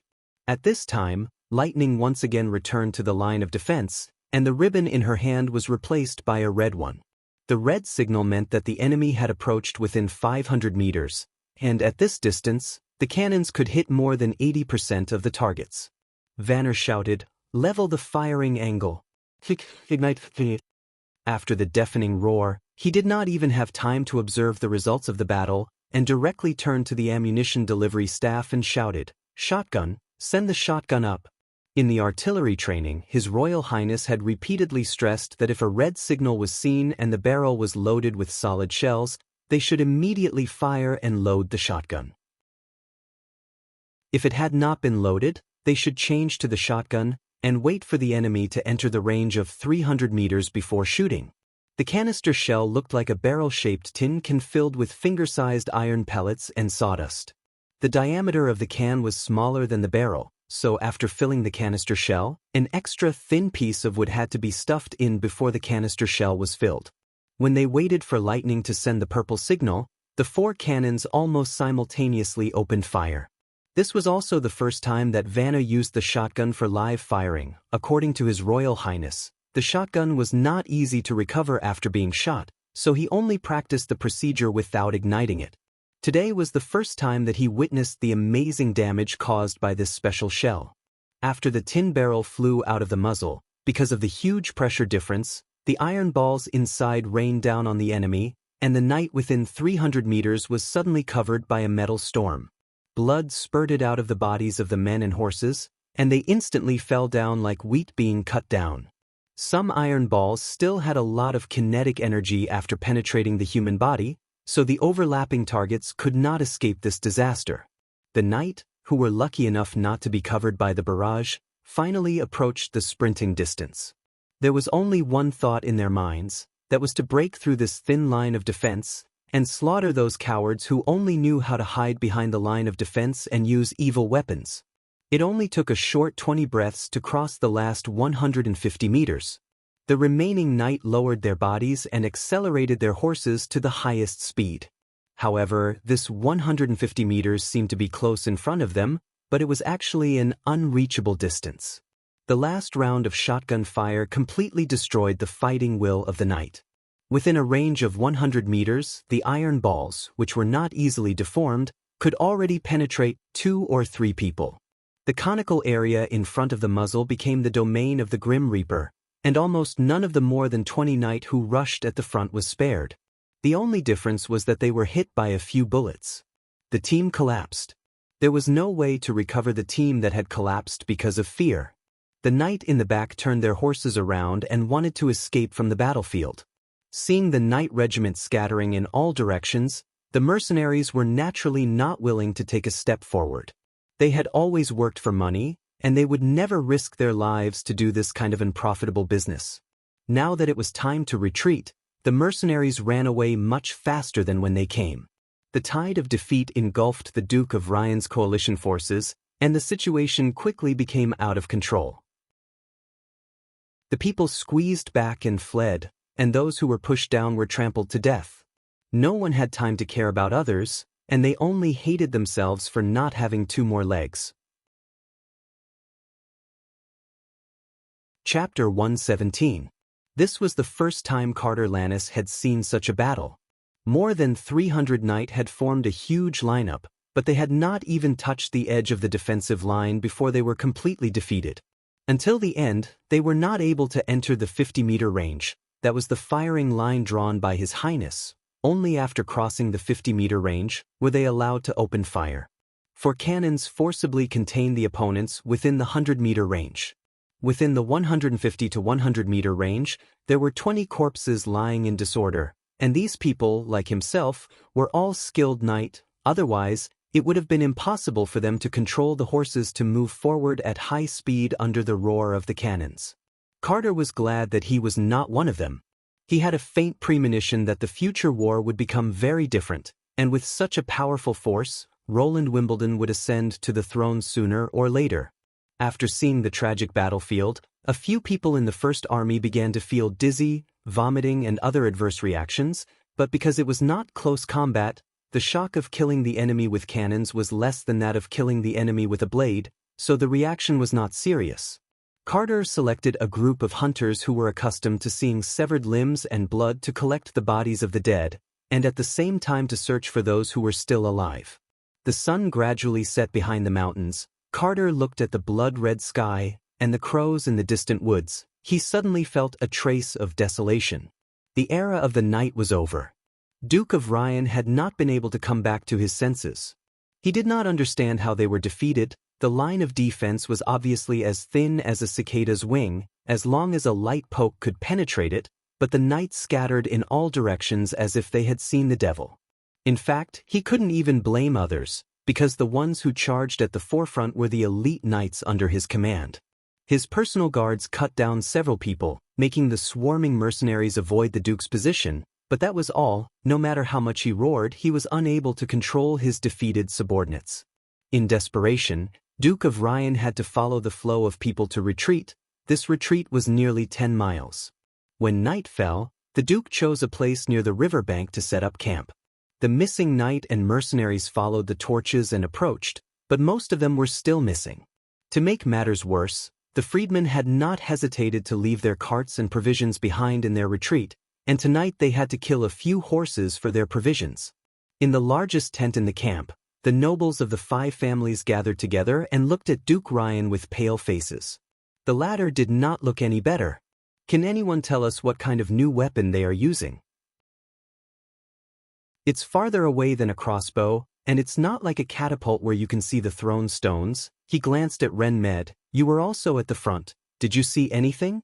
My lord, you don't know. Ren held his head. I only heard the roar, and then they fell in batches, especially the last sound. The knight who rushed to the front seemed to suddenly hit an invisible wall. I saw his body shake, and then his head and arms were torn apart, just like... He thought for a moment. An egg thrown from the top of a castle. Is it a witch? The Earl of the Elk family whispered. Impossible, the Duke said, frowning. My knight is wearing a god's stone of retaliation. A witch can't hurt them. It's not like you haven't played with a witch in front of a god's stone. What's the difference between them and an ordinary woman? By the way, my lord, Ren suddenly seemed to remember something. Before I heard the loud noise, I saw a few cart-like things in their formation. On the cart there were huge iron pipes, which emitted red light and smoke. Iron pipes? Red light and smoke? Isn't that just a ceremonial bucket? The Earl of the Elk family wondered. The Duke, of course, knew what a ceremonial bucket was. In the past, only the nobles in King's City used it during major celebrations, but now almost every lord had one or two. In his castle, there was a pair of bronze ceremonial buckets, which would explode when put in snow powder. But compared to the soul-stirring thunder today, that sound was far inferior. The ceremonial bucket will not let the night fall apart, the Earl of Honeysuckle said. No matter what weapon the prince used, we have already lost. What should we do next? The Duke of Ryan glanced at him with displeasure. The word lost was particularly harsh to him. We haven't lost yet, he emphasized. A disadvantageous battle can't change the final result. As long as we return to Longsong Stronghold, I can recruit another team, and at the same time cut off the trade on the Redwater River. Without food, Border Town won't last for more than a month. As long as he dares to bring those villagers out, my knight can defeat him from the side and behind. Victory will eventually belong to me, he thought, but the losses I've suffered are not something a small town can make up for. If I want to take the northern region again, it's almost impossible. Damn it. If I can catch Roland Wimbledon, I must tear him to pieces. But my lord, the fleet on the Redwater River is not only from Longsong Stronghold, but also from Willow Town, Fallen Dragon Ridge, and Redwater City. If we intercept all of them, won't it be? The Earl of Honeysuckle hesitated. I'll buy them all, as long as I pay them. It doesn't matter who they sell them to, the Duke said coldly. Everyone go back to their tents and sleep. We'll set out tomorrow morning. The knight with a horse will go with us, and the one without a horse will stay behind and be responsible for leading the mercenaries. It was impossible to march at night. Even if the fourth prince planned to pursue them, he would have to set out at dawn, and the first thing he would encounter would be the mercenaries left behind. He thought, even if this group of waste collapsed at the first touch, they would still be able to buy him a lot of time. The next day, the Duke didn't receive any news that the prince had caught up. In order to confirm this news, he sent his trusted aides to expand the scope of the investigation, and the results were the same. This made him feel a little relieved, probably because the new weapons were as difficult to move as the trebuchets, and could only be used in a defensive battle. Relying only on a group of miners with wooden sticks, the prince didn't dare to act rashly. At 3 o'clock in the afternoon, the Duke ordered the knight to stop and wait for the people behind to catch up. When it was nearly dusk, the mercenaries and freedmen caught up with the cavalry one after another. Everyone was busy again, circling a piece of land and hastily setting up tents. As long as he could get through this night, he would be able to rush to Long Song's stronghold tomorrow. The 3-feet-high bluestone wall was like a natural moat for hundreds of troops. Even if the other side had a very long range of new weapons, he could still use the trebuchets behind the wall to counterattack. This account he would definitely settle with the prince. But what made the Duke of Ryan a little uncomfortable was that, all the way today, he always felt like he was being stared at. It's probably an illusion, he thought. I'm too nervous. The next morning, the Duke was awakened by the sound of cannons. When he rushed out of the tent, he found that everyone was covering their heads and scurrying away. From time to time there would be mud and blood splashing everywhere. Looking to the west, he saw the militia wearing standard leather armor lined up in a straight line, quietly standing outside the camp. In the midst of the deafening roar, there was only one thought left in the Duke's mind. How did they catch up? Yesterday, the knight who was responsible for the investigation didn't see the pursuers? Your Excellency the Duke, let's go. The guard shouted loudly as he brought a horse. Osmond Ryan woke up from his daze. He turned over and mounted the horse, following the guard to the east. However, not long after they left the camp, they saw another unit that looked exactly the same. They were wearing the same standard leather armor, holding strange short sticks in their hands, arranged in a neat row. Even their expressions looked the same. Chapter 118. Although Roland had the first army trained twice a week, he had never tried to march at night.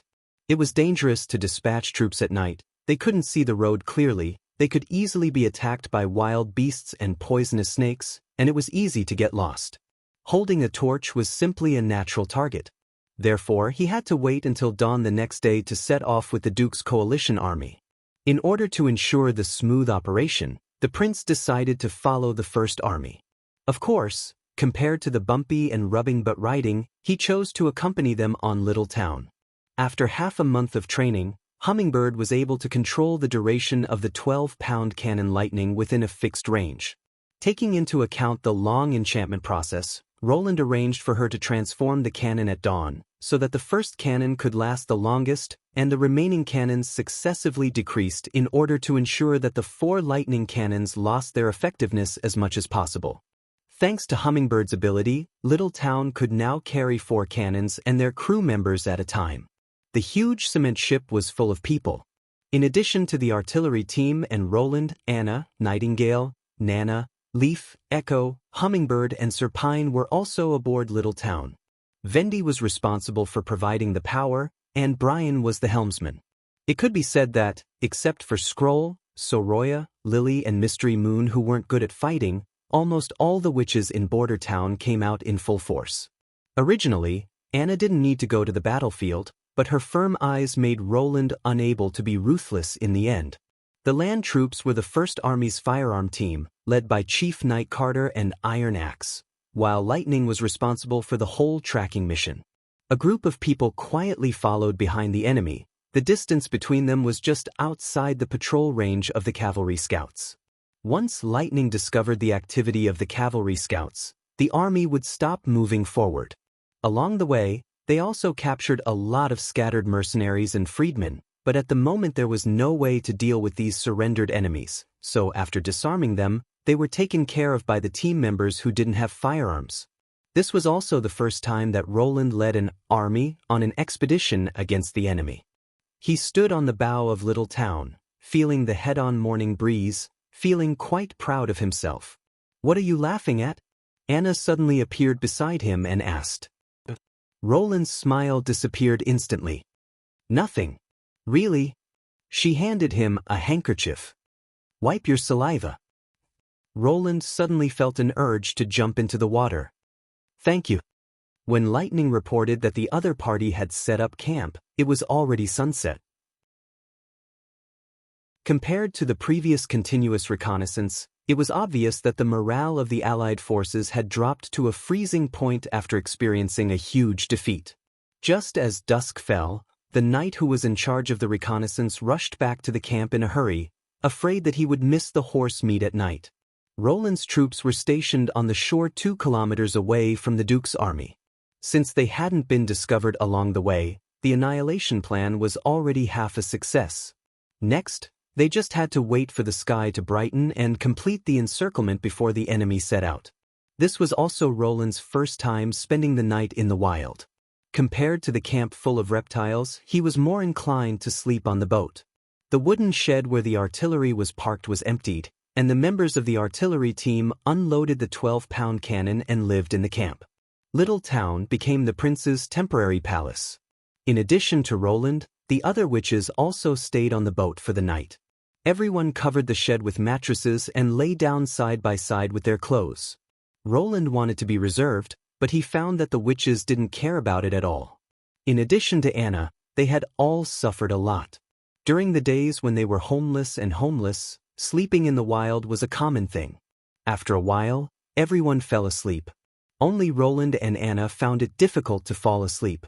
The former was used to a soft bed, so it was difficult for her to adapt to the hard deck bed. Anna, on the other hand, seemed to be thinking about something. She kept tilting her head and looking at Roland. When the prince turned his head, Anna would quickly close her eyes and pretend to be asleep. But under the moonlight, her eyelashes could still be seen trembling slightly. If it wasn't for fear of waking up the others, Roland really wanted to pinch the tip of her nose, force her to open her eyes, and then hold her in his arms. In this way, the two of them almost didn't sleep for the whole night. Before the sun rose, Roland launched his plan to divide the troops and surround them. The 270 infantry with guns would be divided into 2 groups. One of the groups would be equipped with 2 cannons, and would be sent by Little Town to the rear of the Duke's army. They would complete the defense 1 kilometer away. Lightning was responsible for monitoring the Duke's movements. When the cannons were set up, the little girl would give the signal. At this moment, Carter would lead the remaining troops to attack from the front. The transportation of cement boats would avoid the possibility of being separated during the march. After entering the fog, Nightingale's black and white vision could be used as a night vision device. With her as the navigator, Little Town would have the ability to navigate during the day. This set of procedures had been repeatedly practiced, so everyone knew what to do even with their eyes closed. Vendi increased the output of the wind, and Little Town, as if riding the wind and breaking the waves, transported the troops in batches to the rear. About an hour later, Iron Axe led the intercepting troops in position. Lightning flew over Carter's camp and flashed the orange flag. At this time, the sky was just beginning to break. The encirclement and annihilation plan officially began. Because Echo was assigned to the rear, the musketeers responsible for the frontal attack didn't need to move to fight. They only needed to line up in a battle line and protect the 2 cannons. The 12-pound cannons were quickly pushed into position and fired at the enemy camp. At this time, most of the Duke's army was still asleep. Along with the rumbling sound of the cannons, solid shells whistled towards the camp. The knight and the mercenaries who had just woken up from a dream rushed out of the tent, only to find that the First Army had already lined up and were quietly waiting in place. With the experience of the previous day's fiasco, no one dared to challenge this seemingly thin line of defense. They could only flock to the east and flee. Iron Axe had been waiting for a long time behind them. When the enemy appeared in their field of vision, the encirclement and annihilation plan finally reached the moment to close the noose. With Echo playing marching music, the 150 people of the First Army stepped on the drums, lined up in 2 neat rows, and marched towards the enemy. In order to create pressure on the Duke's army, Iron Axe, who was responsible for intercepting, had to take the initiative to attack. If they stuck to their original position, the enemy was likely to abandon their mounts and take a detour to escape through the woods. The Duke of Ryan had already fallen into despair. He simply could not understand how the enemy had appeared behind them. Admit defeat and surrender? He did not know how Roland Wimbledon would deal with a duke who dared to show his sword to the royal family. Perhaps he would be imprisoned, perhaps exiled, or even directly sent to the guillotine. No matter what, Long Song's stronghold would have nothing to do with him in the future. Seeing the troops approaching step by step as well as the terrifying weapons behind them, he knew that if he did not rush forward now, he would never have the chance to do so again. There were only 30 people left. This was his last chance. "They can't stop us," the Duke roared. "As long as we cross this horizontal line, they will not be able to catch up with us on foot. We are only half a day away from Long Song's stronghold. Knight, charge with me." Then the Duke began to urge his mount to speed up, but unfortunately, not everyone had the spirit to fight to the death. Only 10 people, including his personal guards, followed him in the charge. However, he could not afford to care so much now. The music came to an abrupt end. The other side stopped in unison, standing in front of him like a wall. Then he saw those people raise the short sticks in their hands. When the Duke of Ryan was only 100 steps away from the human wall, a series of banging sounds rang out. He felt a fierce shock in his chest and abdomen, as if he had been hit by a sledgehammer. Then came a feeling of paralysis and powerlessness. His body leaned back and fell from the horse's back to the ground. Chapter 119. Perrault Hull sat at his desk, subconsciously fiddling with a beautiful piece of parchment in his hand. It was the program list sent by the Long Song Theatre every weekend afternoon. Usually, he would choose a favorite play, let the housekeeper pay a deposit, and then send the invitation to Shirley. But now, he did not read a word. Today was the 7th day of the expedition. If everything went well, his father should have returned with the Duke yesterday. Maybe he was delayed on the road, or maybe he was tired and rested in border town for an extra day. He comforted himself, but the uneasiness in his heart was slowly growing. Roland Wimbledon, the 4th prince, had left a deep impression on him. Perrault even felt it was inconceivable that such an outstanding prince had such a terrible reputation in King City. Bad character, dandy, incompetent, ignorant and incompetent, any evaluation was different from the prince he knew. That was why his uneasiness was so strong. He was afraid that the Duke would lose to him. "Young Master Perrault," the housekeeper shouted outside the door, "there is a letter from Stronghold." "From Stronghold?" Perrault was stunned. "Bring it in." Peeling off the cover, the first sentence on the letter left Petrov dumbfounded. This was a letter from Prince Roland. Duke Osmond Ryan attacked this king's territory with force and attempted to rebel, but failed. The Duke himself was executed on the battlefield, and now Long Song's stronghold is in my hands. The Duke was defeated? His heart sank, and he continued to read. Except for a few diehards, most of Duke Ryan's accomplices had surrendered and pleaded guilty. Those who rebelled against the royal family should have been executed, but I am merciful and only executed the ringleaders and unforgivable people. The rest of the participants can redeem the captives with money according to the past war custom. The place of exchange is the Lord's Castle of Long Song Stronghold. The following is the list. The wording of this official document was extremely awkward, and it was not the common diplomatic language, but the meaning was clear. The Duke failed in his rebellion and wanted captives. Redeem them with money. Perrault looked down slightly, and his father's name appeared in the first row. "Hades!" He shouted the housekeeper's name. "Prepare the carriage, I'm going to Stronghold Castle." Count Honeysuckle's territory was to the east of Stronghold. When Perrault arrived at the castle district, it was already half an hour later. In front of the lord's castle stood the militia that he had never seen before. They did not have shiny armor, nor did they have capes or ribbons. In their hands, they held a strangely shaped short stick with a sharp spear at the top. Just by standing neatly in 2 rows with their heads held high and chests puffed out, he felt an oppressive aura. After reporting his identity, Perrault was led into the courtyard and led to the castle hall by a guard. He had been to this place many times, but today, it was as if he had stepped into a completely unfamiliar territory. The guards standing guard in the hallway were all faces he had never seen before. No one nodded or smiled at him, and they were all expressionlessly sizing him up. At the entrance of the hall, a knight came to greet him. "Your name?" "Perrault Hall," Perrault replied a little unhappily. He did not like such an interrogative conversation, so he emphasized again, "Sir Hulf." The other looked disapproving and flipped through the name list in his hand. "Count Chalifel Hall is yours." "Father." "Excuse me," the knight said, but there was not a trace of apology on his face. "I am Carter Lannis, the chief knight of Prince Roland. Please come to the side room first. We need to check if you are carrying any weapons."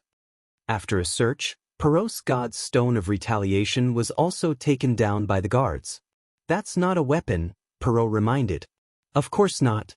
The knight nodded. "We will return it to you after the meeting. Don't worry." He opened his mouth, but in the end he held it back. Return? That god's stone of retaliation could be regarded as a high-grade item. It was worth at least 50 golden dragons.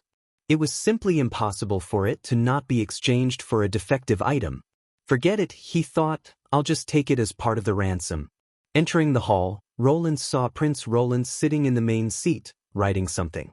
When he looked up and saw Perrault, he was startled for a moment, then smiled and said, "We meet again, Mr. Ambassador." It was still a familiar face and tone. Perrault also relaxed a little. He bowed and said, "Greetings, Your Highness." "Sit down." Roland raised his hand and motioned him to take a seat. "You must already know what happened. Your father was not harmed in any way. He was one of the first to surrender." "Thank you for your kindness, Your Highness," Perrault said quickly. "I don't know how much ransom Your Highness wants. As long as Honeysuckle can pay, I will immediately send the money." "I don't need money," Roland shook his finger. "I want livestock and people." It was normal to want livestock. Even 50 years ago, when conflicts broke out between the lords, the loser would compensate the cattle and sheep. Perrault had read about this more than once in the book. But what does he mean by asking for people? "Your Highness, cattle, sheep, horses, there are a lot of them in Honeysuckle's territory. As for the people you mentioned, it's very simple. I want masons, stonemasons, carpenters, farmers, and serfs." The prince handed over a roll of paper. "You can convert them according to the value above. As long as the total is 3,000. He smiled. "By the way, because His Excellency the Count is regarded as the one who captured the most titles, his value is also the highest." Perrault spread the roll of paper in front of the table. He saw that it was full of professions and livestock types, followed by a number, such as cattle 3, sheep 2, stonemasons 10, and so on. He immediately understood what the other side meant. The value of 3,000 meant that 1,000 cattle, or 300 stonemasons, were needed to redeem his father. Of course, his territory didn't have so many cattle and stonemasons. Moreover, just by arranging the items on the paper, there would be many choices. As a noble who dealt with trade every day, Perrault instantly realized that there was a lot to be done. As long as he was given a few days' time, he would be able to calculate the optimal solution and meet the requirement of 3,000 points at the lowest cost. "Your Highness, I can only give you 1 day, Roland stretched out a finger. "This refers to the time you have to make a choice. After all, if you want to gather so many materials and people, it will take at least 3 or 4 days. Moreover, I won't stay here forever. After a week, I will leave this place." "But 1 day is really—" Perrault suddenly froze and stared at the prince. "Wait, you just said, you want to leave? What does that mean? If the letter isn't wrong, The Duke has already died on the battlefield. Long Song's stronghold belongs to His Highness, but he actually said he wants to leave. Is this place not comparable to that small and shabby border town? No, this isn't the point. The point is, if His Highness leaves, who will manage this magnificent city? A storm was set off in Roland's heart. Will it be inherited by the Duke's children? Thinking about it, this is absolutely impossible. Will I wait for them to reassemble the army to avenge my father? In addition to the Ryan family, the 5 families, or the other noble families? Yes, Roland nodded. I will take the ransom and return to Border Town. Roland's heart suddenly surged with an idea. Once this idea appeared, it could no longer be suppressed. Chapter 120. Roland looked at Perrault with great interest and suddenly laughed. You are the first person to ask me this question. He took a sip of water from his cup and said in a relaxed tone, Long Song's stronghold is undoubtedly mine, even if I'm not here. However, I do need a person or a family to manage the stronghold for me. So, what you should ask is not the ransom, but the agency fee. Agent. Perrault was no stranger to this word. Some sharp-eyed merchants always stared at the nobles who had a large output in their territory, but had no time or disdain to do business. In order to obtain this right, they had to pay a sum of money in advance as a deposit. How many pieces of golden dragon do you want? He took a deep breath and calmed himself down. This is a long-term process, so there is no need to pay it all at once. Roland paused. 30% of the stronghold's tax revenue every month, as well as 1,000 pieces of supplies, the rest is yours. It's not outrageous, Perrault thought. As long as I can completely occupy Long Song's stronghold, such a price can even be said to be fair. The other side is not joking. He confirmed this point. His Royal Highness really intends to do this. This is a once-in-a-lifetime opportunity, Perrault told himself in his heart.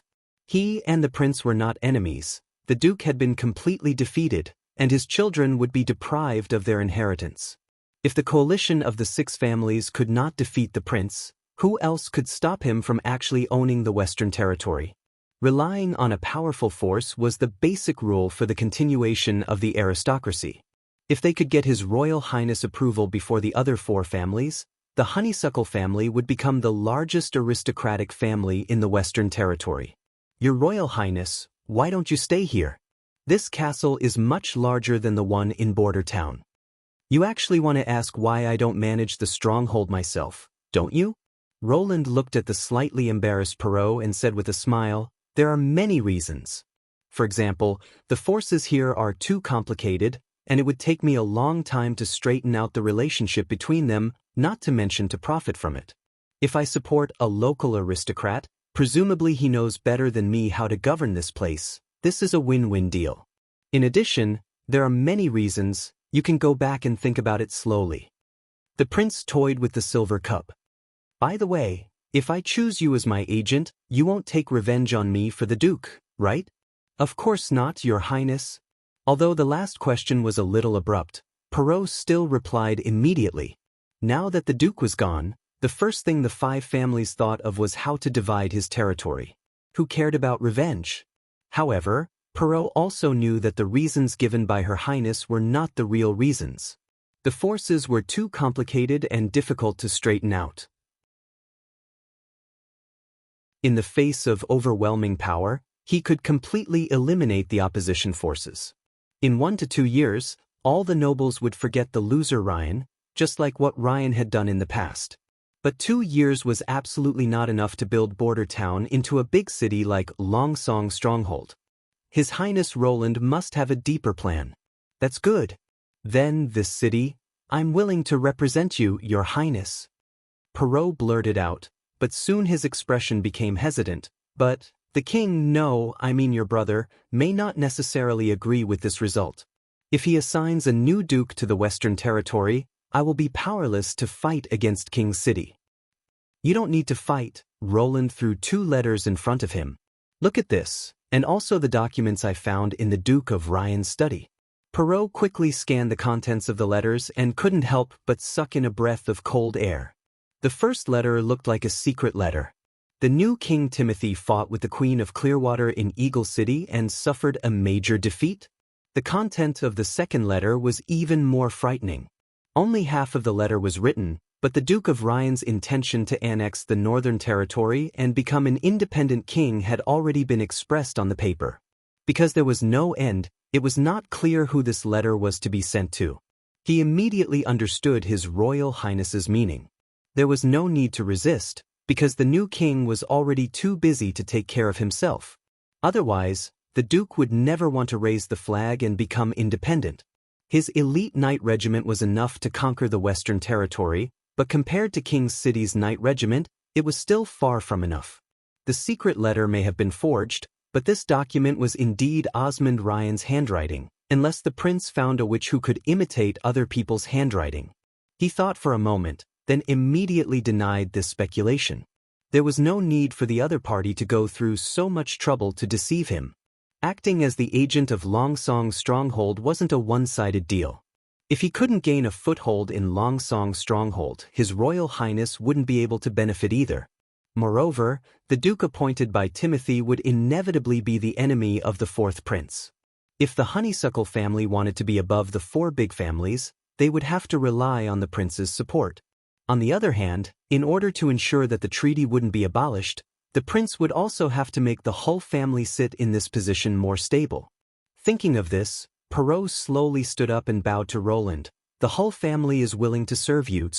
"Very good," the latter nodded, "but now I can't decide who will be your agent. First, I'll ask you a few questions." "Your Highness, please ask. How do you plan to deal with the forces that oppose you? What is your estimate of the monthly tax revenue?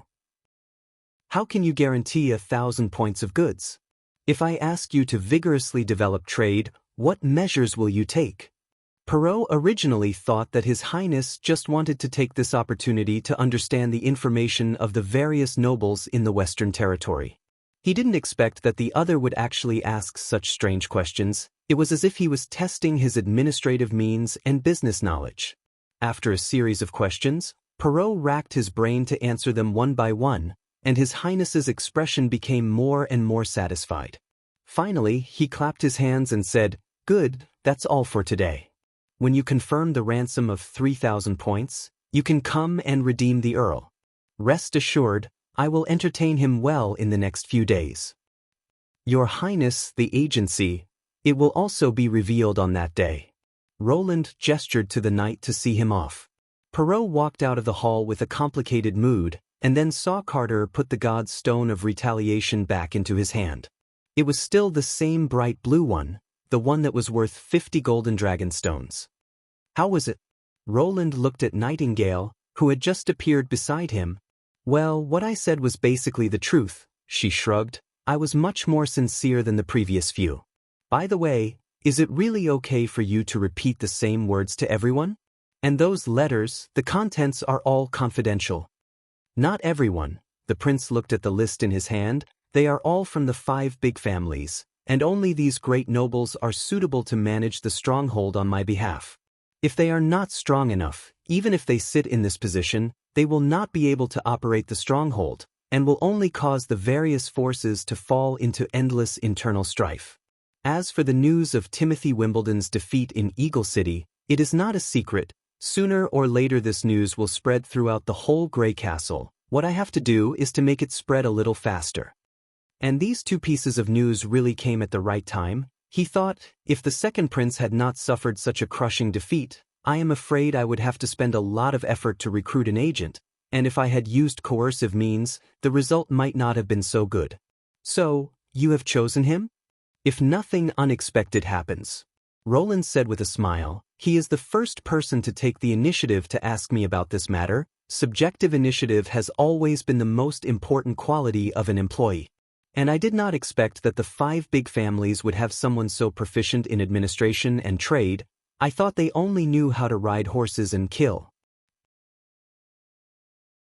Chapter 121. When all 5 families had been questioned, Roland gently breathed a sigh of relief. He leaned back in his chair, and Nightingale took the initiative to walk behind him, stretching out her hands to massage his shoulders. From defeating the Duke to entering the city and occupying the Lord's castle, it only took 1 day. Things went smoother than he had imagined. After the Duke's death, most of the people chose to surrender. The mercenaries even changed sides and knelt on the ground, expressing their willingness to work for His Royal Highness. So the mercenaries guarded the surrendered knight and nobles, and the first army guarded the mercenaries. A group of people marched towards the east and arrived at Longsong's stronghold at 3 o'clock in the afternoon. When the guards at the gate saw the head of the Duke of Ryan and a large group of captured nobles, they immediately opened the gate and welcomed the fourth prince into the city. Roland didn't summon all the nobles in the city with great fanfare to announce the ownership of the city. Instead, he immediately went to the Lord's castle. The castle was located in the center of the stronghold at the highest point, just like a city within a city. When they entered the castle area, a small-scale battle broke out. After Nightingale blew up the garden gate with a bag of explosives, more than 20 guards who didn't follow the Duke tried to stop Roland from entering, but were killed by the first army. When the other side stubbornly resisted, they used crossbows, causing 5 soldiers to be injured, 2 of which were seriously injured. Fortunately, Nana, who accompanied the army, immediately healed them. There were also 10 guards who wanted to secretly escape with the Duke's family through the back door of the castle, but they were discovered by Lightning, who was monitoring from the air, and were immediately surrounded and arrested. The Duke's wife and 2 sons were captured. Until now, they were still in the dark, ignorant of the news of the Duke's defeat. After taking control of the Lord's castle, the first army of Border Town immediately took over the defense of the castle area. It had to be said that the Duke of Ryan's castle was 3 or 4 times larger than the one in Border Town, and its shape was also much more magnificent. 6 watchtowers formed a hexagonal outline, and the main tower in the middle was almost 5 stories high. In this era, it was a rare high-rise building. The garden was equipped with residential warehouses and stables, and there was even a private prison in the castle basement.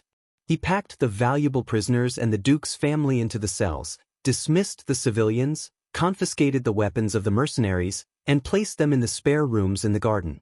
At the same time, he picked out a few leaders, gave them high salaries, and let them look after themselves. In Roland's eyes, the North Slope mine was the best home for these opportunists, but he had more important things to do now. That was the most important loot after a battle, commonly known as looting. Roland took a group of witches and searched the castle from top to bottom. He didn't even let go of the god's stone of retaliation that was placed in the vault and the secret room. After a thorough search, the results were simply touching. Just the 2 big boxes of golden dragon found in the basement storage were conservatively estimated to contain as many as 10,000 golden dragon pills. Nightingale found dozens of eyeball-sized gems in the secret compartment of the bedroom, while Echo found a dark room behind the fireplace. After entering the secret chamber, not only were there all kinds of gold handicrafts, such as scepters and crowns, but there were also many dazzling pieces of jewelry that were neatly hung on the wooden shelves on the wall. This was the financial resources of a duke.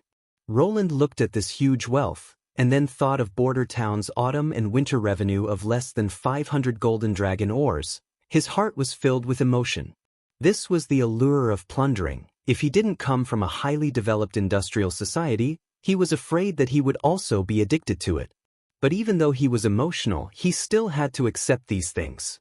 In the foreseeable future, Border Town's labor population would increase significantly, and before the development of agriculture in his territory, he needed a large amount of money to import food from other places. Therefore, Hummingbird lightened the boxes of treasures, and Iron Axe and the prince's personal guards were responsible for escorting them. Through Border Town, they would bring the spoils of war back to their castle and store them there. Taking into account the time needed to enchant the large items, it would take about 3 days to transport them all. This was also the reason why the next day, Roland decided not to ask for the golden dragon as a ransom. He had already benefited a lot from eating a duke, but now he needed living people and livestock. "Your Highness, are you really only going to stay here for a week?" Nightingale asked. "What's wrong?" Roland closed his eyes, enjoying the bursts of soreness coming from his shoulders. "Is this the largest city in the western region?" She whispered. "Compared to Border Town, don't you want to stay in this more prosperous place?" "Longsong's stronghold's forces are complex, and it's not suitable for what I want to do." It's better to maintain the status quo, but if I want to make changes, I will only encounter more and more resistance, and now I can't brutally eradicate them all. Roland smiled. Of course, the most important thing is that the people here are deeply influenced by the church, and it will be difficult for them to accept you in a short time.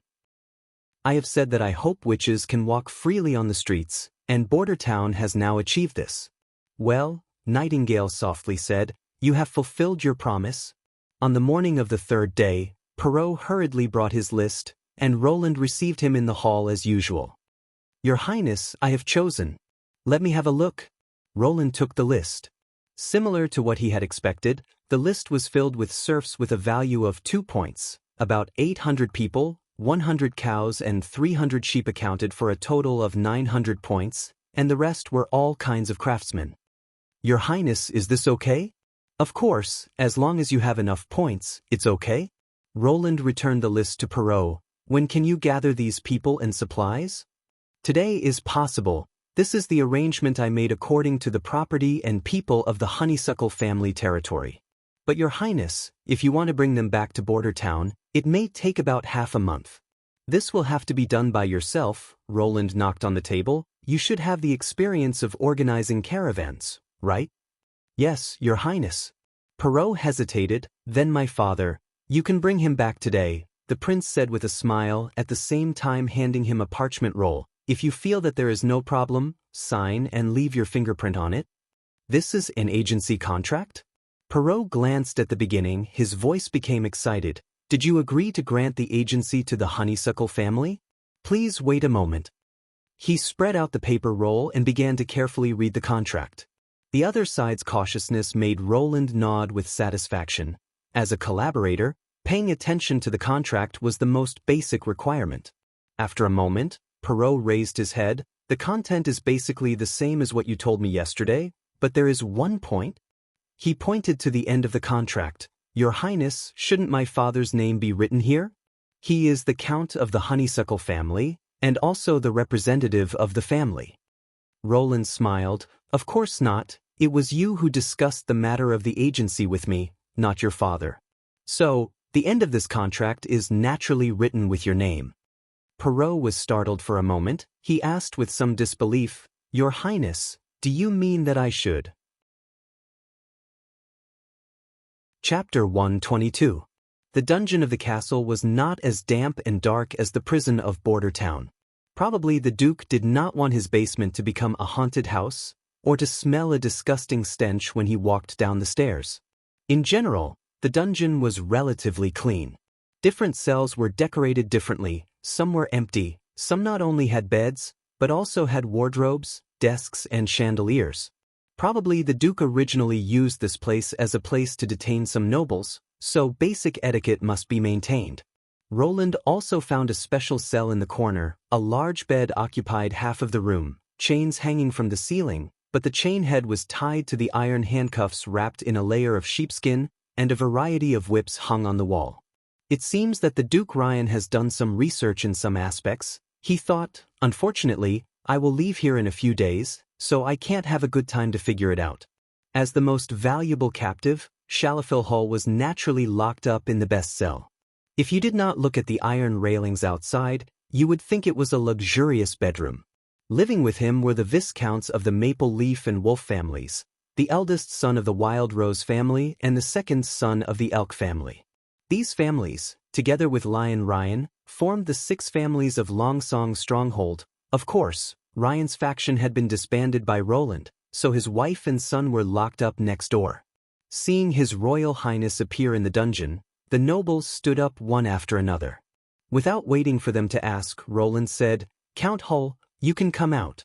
As for the others, when the ransom arrives, I will naturally let you out. Father, Perrault saw the Count's ruddy face and felt relieved. He glanced at his friend and then looked at Roland. Your Royal Highness, I did not see the name of the Elk family on the list. If he died on the battlefield, their eldest son should still be in King City, and there is no one who can take charge of the family. Can we first release Ren Med and let him go back to raise the ransom? I am willing to vouch for him. The eldest son of the Elk family, do you mean Jacques Med? Roland shook his head. He came back. Not only did he come back, but he also came to the castle yesterday. I don't think he intends to pay the ransom. Hearing this, Ren moved closer to the cage in disbelief. He said you didn't protect father on the battlefield. You were the executioner who killed Count Med. Why would he say something like that? The one who killed father was. Ren suddenly stopped talking. Roland said casually, "You're trying to say that I was the one who killed the count, right?" He went to the front of the cage. "Before the months of the demons, your father sent people to sneak into my castle, wanting to burn my provisions. Now, he's following the Duke and leading a large group of night knights to attack my territory. I'm just retaliating and repelling the invaders. So am I the murderer? Compared to the initiator, Duke Ryan, and the accomplice, Earl Med, who should be blamed more? Also, if it wasn't for Hill's confession that you knew nothing about the food-burning incident, you would be a dead man by now." Ren was speechless. "Your Royal Highness," Perrault asked worriedly, "if no one is willing to pay the ransom, will you execute him?" "That won't happen. I've always been kind," Roland grinned. "I'll probably bring him back to Border Town and let him work in the North Slope mine for 20 years to atone for his crimes." "How much is the ransom?" "As the second son, he has no chance to inherit the title, so the price is naturally not as high as the Earl of Honeysuckle. Only 1,000 values of materials will do." Roland looked at him with interest. "Why, do you want to pay the ransom for him?" "What value?" 1,000 golden dragons." The Earl, who had been released by the guard, interrupted. "Your son will tell you." The prince made a gesture of invitation. "Let's go, there's nothing to stay here. As for the matter of the second son of the Med family, you don't have to worry about it, you can slowly go back and think about it." The group left the dungeon, and when they arrived at the castle gate, the Earl suddenly stopped. "Your Royal Highness, I know that Duke Ryan's behavior is unforgivable, but his wife and son are innocent." "Perhaps," Roland couldn't deny, "I don't intend to sentence them to exile, hang them, or anything like that. I will only bring them back to Border Town and imprison them. Until the day I ascend the throne," he thought. "Now is not the time to be soft-hearted. If they are acquitted, it will only muddy the waters of Longsong's stronghold. The eldest son has the legal right to inherit." "What did you say?" Shalafi Hull's eyes widened, incredulously looking at Perrault. "His Royal Highness doesn't intend to live in Longsong's stronghold, and even wants to hand over the city to you?" Back at the Earl's house, Perrault immediately told his father in detail what had happened in the past 3 days. When he heard about the agency contract, the Earl could no longer bear it. After getting a positive answer from his son, he stood up and paced around the study, obviously in a complicated mood. "Father, are you all right?" Perrault asked worriedly. "It seems that our main opponents are the Elk family. Except for them, the other 3 families, whether in terms of background or strength, are inferior to us." "What?" He didn't come back to his senses for a moment. Opponents. The Count shouted, "You disappoint me. His Highness has given you such a good opportunity. Haven't you figured out who your opponents are yet?" "Well, don't you find it strange?" "Strange? Why does His Royal Highness insist on returning to Border Town?" "Of course it's strange," the Earl touched his beard, "but it has nothing to do with us, as long as this contract is real." "That's true," Perrault thought. "His Royal Highness is going through so much trouble, it's impossible that he just wants to tease me. As for the reason why he loves Border Town, I can think about it later." But he didn't expect his father's ability to accept things was so strong. "I heard that the boy from the Med family is your friend?" Shalafi suddenly stood still and said, "Tomorrow you go and get him out. You agree to let me spend 1,000 points to redeem him?" Perrault was startled. "Think about it. The Earl of the Elk family is dead. The eldest son is unwilling to redeem the second son. In this battle, except for a few knights, there is almost no loss. Once Jacques Med inherits the title, in the future it will inevitably hinder your control. No, the management of Longsong Stronghold." The Earl explained, "Why is Jacques unwilling to redeem Ren? Because he is afraid that the other party will threaten him." "Well, it turned out to be for this reason." Perrault smiled bitterly in his heart. But he knew that what his father said was right. Ren loved swords and spears since he was a child, and he was very close to the knight in the territory, unlike the eldest son Jacques, who thought that hand-to-hand combat was unbecoming of a noble and preferred the romance of King's City. Although Ren repeatedly showed that he wanted to be a knight, but that was in the case that he didn't have the right to inherit the title. Now that the Earl was no longer restraining him, who knew if he would summon his knights and kill the firstborn in one blow? Paying to redeem a person who made him restless, Jacques' decision was very simple and ruthless. "My friend will not do that," he said firmly. "Maybe, but after you redeem him, whether he intends to do so or not, Jacques will have a headache." Shalafi then said, "As for the materials worth 1,000 points, we can choose a craftsman with a higher value. When preparing the ransom for you, I have already transferred some craftsmen. If we fill in more, the craftsmen in the territory will not be enough. Don't worry, do you know that the northern region is in a mess now?" The Earl said confidently, "The coalition of the four kingdoms was completely destroyed in Hermes. The lords have forced their people to join the army. There has been a large number of refugees. We can take this opportunity to eat a little more, and later even save the monthly materials." Chapter 123. On the fourth day, Roland summoned all the nobles near Stronghold and Stronghold to the castle hall. Although most people already knew the news, he felt it was necessary to emphasize that the western region had a new master. When he stated that he would return to Border Town and hand over Stronghold to the eldest son of the Honeysuckle family, everyone immediately began to talk. Of course, no one was willing to take the lead to express their dissent at this time. The Duke's head was still hanging high at the city gate, and the news of Timothy's defeat made it impossible for speculators to use external forces.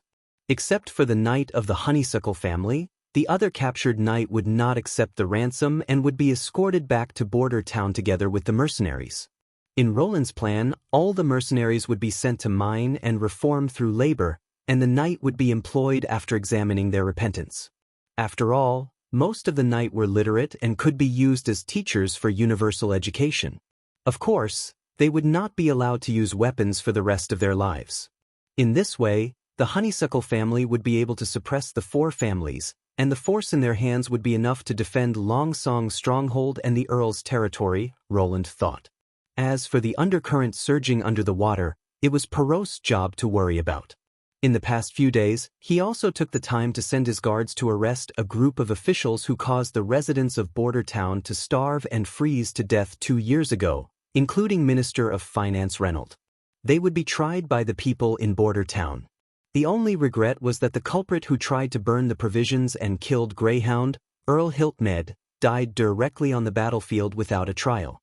Now, the traffic between Longsong Stronghold and Border Town had been completely restored. In the coming week, there would be more than 10 sailboats every day, carrying a steady stream of supplies to Border Town. Roland guessed that Barov would be very busy. He had to receive the coins plundered from the Duke and settle a large number of immigrants. He did not know whether the temporary wooden shed he had entrusted Carr to build had been completed. Thinking of this, he could not help but want to return to Border Town as soon as possible to preside over the upcoming farming project. After entertaining the nobles for lunch, Roland was about to take a nap when the castle welcomed a special guest. High Priest Tyro of Longsong Stronghold Church. Roland's sleepiness instantly disappeared. Unlike Border Town, the church had taken root here for a long time. Not only had they built a church, but they had also sent a high priest to be stationed here. This was also the main reason why the prince had decided to return to Border Town. Under the influence and indoctrination of the church for a long time, any civilian could become their informant. His plan to have the public participate would be restricted in every way, and the risk of the witches being discovered would also increase exponentially. Unless the church was uprooted, his reforms would be impassable. It was normal for the church to pay close attention to the change of the fortress lord.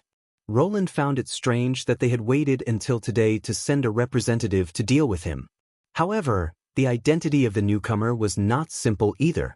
The followers of the high priest were high-ranking members of the church. They were in charge of supervising a region, and the territory they governed was similar to that of a duke in the secular world. Roland received the high priest in the hall as usual. High Priest Tyler was a middle-aged man in his 40s. He was wearing a white robe with blue edges. His clothes and appearance were neat and tidy, and he behaved like a well-mannered nobleman. If Roland had not been on the side of the witches and the royal family, he would have been happy to talk to such a person. The high priest must have a high-quality god's stone of retaliation with him. To avoid any accidents, Roland specifically told Nightingale to stay away from the high priest before the meeting. After Tyro saluted, Roland invited him to take a seat and ordered the servants to serve tea. No matter what he thought, he still had to put on a good show.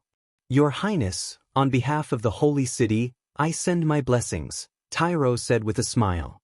"You've become the true lord of the Western region. May God bless you."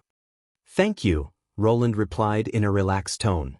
"It seems that you don't care about me killing the Duke of Ryan and seizing Longsong's stronghold at all. We rarely interfere in worldly disputes. As long as we can make the people live a better life, we're a wise king. As for which family he was born in or whether he came from the royal family, it's not the focus of the church's attention. In fact, the church doesn't care about one's status. I used to be the son of a farmer, but now I'm the high priest of the church." He smiled. "With all due respect, Your Highness, I'm afraid no farmer's son can become a duke. If he started an uprising to overthrow the royal family, he could become the king himself." Roland thought to himself, but he did not refute. Instead, he changed the topic. "So you're here today just to send blessings?" "Blessings are only part of it. I'm also here to cooperate." "Cooperation? What kind of cooperation?" "In terms of expanding your territory and influence, we can help you to the best of our abilities." "Wait," Roland frowned. "You just said that the church rarely interferes in worldly disputes." "Rarely interferes doesn't mean it doesn't interfere," the high priest said calmly. "Nowadays, the fight between your brother Timothy and Princess Garcia has made the people of the Southern Territory miserable. As I said, as long as the people live a stable and peaceful life, the church will recognize him as a worthy king. And you are such a person." Roland was stunned. "Does this mean that the other side wants to help me fight for the throne?" He asked subconsciously, "Why? You led the people of Border Town to fight against the demonic beasts and safely survived the months of the demons, which proved your courage and ability. From the large amount of food that Willow Town bought, it can be seen that you don't want the people to starve, which is a sign of kindness. You have 3 noble qualities, and at the same time, you have the royal blood, which is the reason why we chose you." Roland simply didn't believe the reason the other side had said, but at least these words proved that even when Border Town was like an isolated island sealed off by the heavy snow, the church was still watching this remote place. "How can I help? Send the Judgment Army to fight for me? We also want to quell the war as soon as possible, but doing so will arouse the resentment of most of the nobles, so we can only help you with materials." The high priest took out 2 pills from his bosom, one red and one black. "This is the Holy City's prayer room, which is equivalent to the medicine made by your alchemy workshop. The red pill can temporarily give your subordinates great power, while the black pill can increase their tolerance to pain, cold, and heat by several times. With this medicine, your army will be unstoppable. And the church only charges the most basic production fee." He paused. "1 pill of 5 golden dragon. As for these 2 pills, I can give them to you as experimental products to prove that what I said is true. What do you want in return? Expand the scope of the church, and build a church in every territory? Of course, this is good, but quelling the war is our original intention. As long as the people settle down, they will naturally fall into the arms of God." Roland accepted the pills. "It sounds amazing, but for the time being, I have no intention of fighting for the crown of Grey Castle. Whether it is Timothy or Garcia, they are my blood relatives. I don't want to hurt them." Chapter 124. "This is probably the day I've seen you lie the most," Nightingale said as she emerged from the mist after Tyler left. "He's the high priest of the church." Roland spread out his hands. "How about it? Can you tell if he's lying?" "Everything around him is swallowed up by the god's stone of retaliation. I can only see darkness. It's a pity that I can't treat the high priest like a noble, Roland thought regretfully. He put the 2 pills on the table and asked, "Do you think this thing is as magical as they say? Morphine could relieve pain. As for giving soldiers great strength, it sounded like the effect of adrenaline. The problem was how to extract these 2 substances and make them into pills. The church should have conquered the world a long time ago." Wait. Roland suddenly thought of a possibility. Could it be related to magic power? Can you see the flow of magic power? He looked at Nightingale and asked, "Is there magic power in these 2 pills?" Nightingale observed carefully and said, "I can't see magic power, but it's a bit like the God's Stone of Retaliation." God's Stone of Retaliation? Roland was stunned. She nodded. "You've seen the world under the mist. There are only 2 colors, black and white. But that kind of black is different from the darkness formed by the God's Stone of Retaliation. The latter is more like a hole that swallows the surrounding world. I don't know how to describe that feeling." Nightingale hesitated and said, "It's better to say that there's nothing in the hole than darkness." "Nothingness?" "That's right, it's nothingness." She nodded and said, "These 2 balls also have traces of nothingness on them, but they're very subtle, and they're not circular holes, but more like flowing black threads. Can this nothingness affect your ability?" Nightingale grabbed the pills and released the mist. She quickly retreated and said, "It doesn't seem to affect me. It seems that it's necessary to find a death row prisoner to try these 2 pills." Roland carefully wrapped the pills with paper and put them in his arms. "I didn't expect the church to think so highly of you," Nightingale said gloomily as she returned to the prince's side. "If the high priest wasn't wearing a God's Stone of Retaliation, I bet 9 out of 10 of his words were lies." Roland pursed his lips. "Most importantly, what they're doing and what they're asking for don't match. Look at what they want: more churches, more believers, a prince or a king that they can support, and from then on, they will spread the word that the monarchy is divine. A stable country was better for them to recruit believers and develop their influence. Otherwise, the churches and monasteries would become targets of looting by refugees and nobles. But aren't they interested in the stability you can bring to the people?" "That's not the case." Roland shook his head. "Stability comes from unity or balance.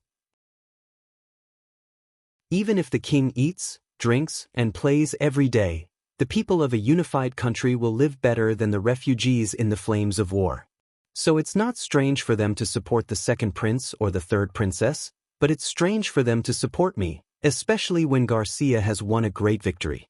At this time, if the church fully supported Garcia, King's City and the Eastern Front would be swallowed by her in less than half a year.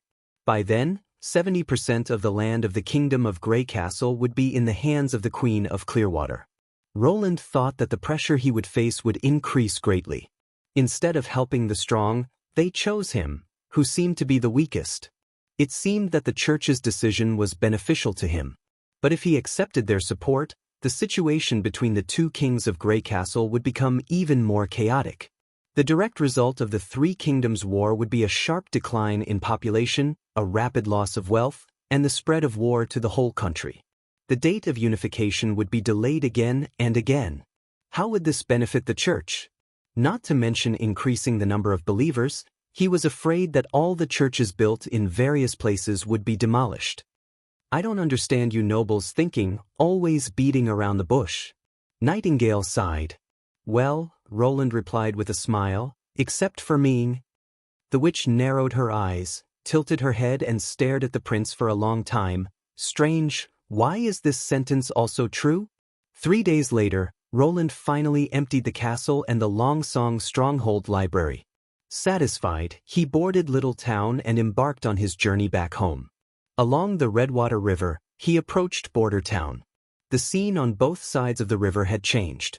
On the opposite side of the town, on the open space burned by Anna, many people were busy, looking at their clothes. They should be the serfs who had been transported to Border Town. On the side near the impassable mountain range, many simple wooden sheds had been set up. Some people were faintly moving in the wooden sheds. Roland guessed that these people were the serfs' families. These people had been tied to the land for generations, and their children were also serfs. Because they could not see any hope, most of them lived a numb life. They worked not because of the desire in their hearts, but because of the whips and ropes in the hands of the slave owners. The low production efficiency was simply a great waste of human resources. There was no doubt that slavery was the enemy of industrial production. It was a system that must be abolished. But Roland did not intend to wave his hand and make them all free people. Instead, he wanted to provide a channel for them to see the hope of being promoted to free people, because there were precedents of masters being kind enough to free their slaves from slavery. Even if this compromise was spread out, it wouldn't have too much of an impact. At most, it would make other nobles think that he was just a good person. When the time was ripe in the future, he would fully implement the abolition of slavery, and the resistance would be much smaller. The pier was crowded with sailboats. It was clear that this small pier could no longer bear such heavy transport pressure. Fortunately, Little Town's draft was shallow, so they could directly dock without the pier. It seems that the expansion of the pier also needs to be listed on the agenda, Roland thought. After the group returned to the castle, he didn't have time to rest. When he returned to the office, he immediately called Barav and asked him to report the situation of receiving supplies. The assistant minister was already prepared. He pulled out a roll of parchment from his pocket and spread it out on the big wooden table. "Your Royal Highness, the things you brought back to the castle these days really scared me." Although he said so, the overflowing wrinkles on his face betrayed his mood. The 12 apprentices tossed and turned all night, only to count all kinds of coins, a total of more than 14,000 golden dragon coins. "Your Royal Highness, this is equivalent to the annual income of an ordinary town." The Duke probably spent more than 20 years to accumulate these golden dragon coins, Roland thought. They came from the plundering and exploitation of the people of the Western Territory. He wanted to turn them into food, steel, and machines as soon as possible. What about those gems, jewelry, and handicrafts?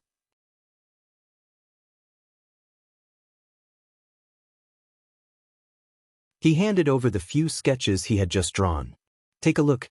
I need you to build something new. This is a warehouse. The bottom is elevated to prevent moisture." Carr quickly scanned through the first sketch. When he flipped to the second sketch, he looked at it for a while. "This is a furnace?" "That's right. You'll need to build more than 5 furnaces on the North Slope Mountain. They'll be used for calcining cement and firing clay bricks. Choose a spacious area and consider the location of the material transportation channel and the storage area. In the future, when the scale of the project increases, you'll need to expand more furnaces." He flipped to the last sketch and frowned. "This seems to be a ditch?" "No, there is a roof and a retaining wall above it. Behind it is like a pool." "Your Highness, I don't quite understand." Roland laughed.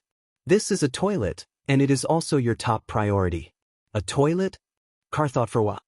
"Your Highness, where are you going to build it?" "There are toilets in your castle, and the attendants will be responsible for cleaning them regularly.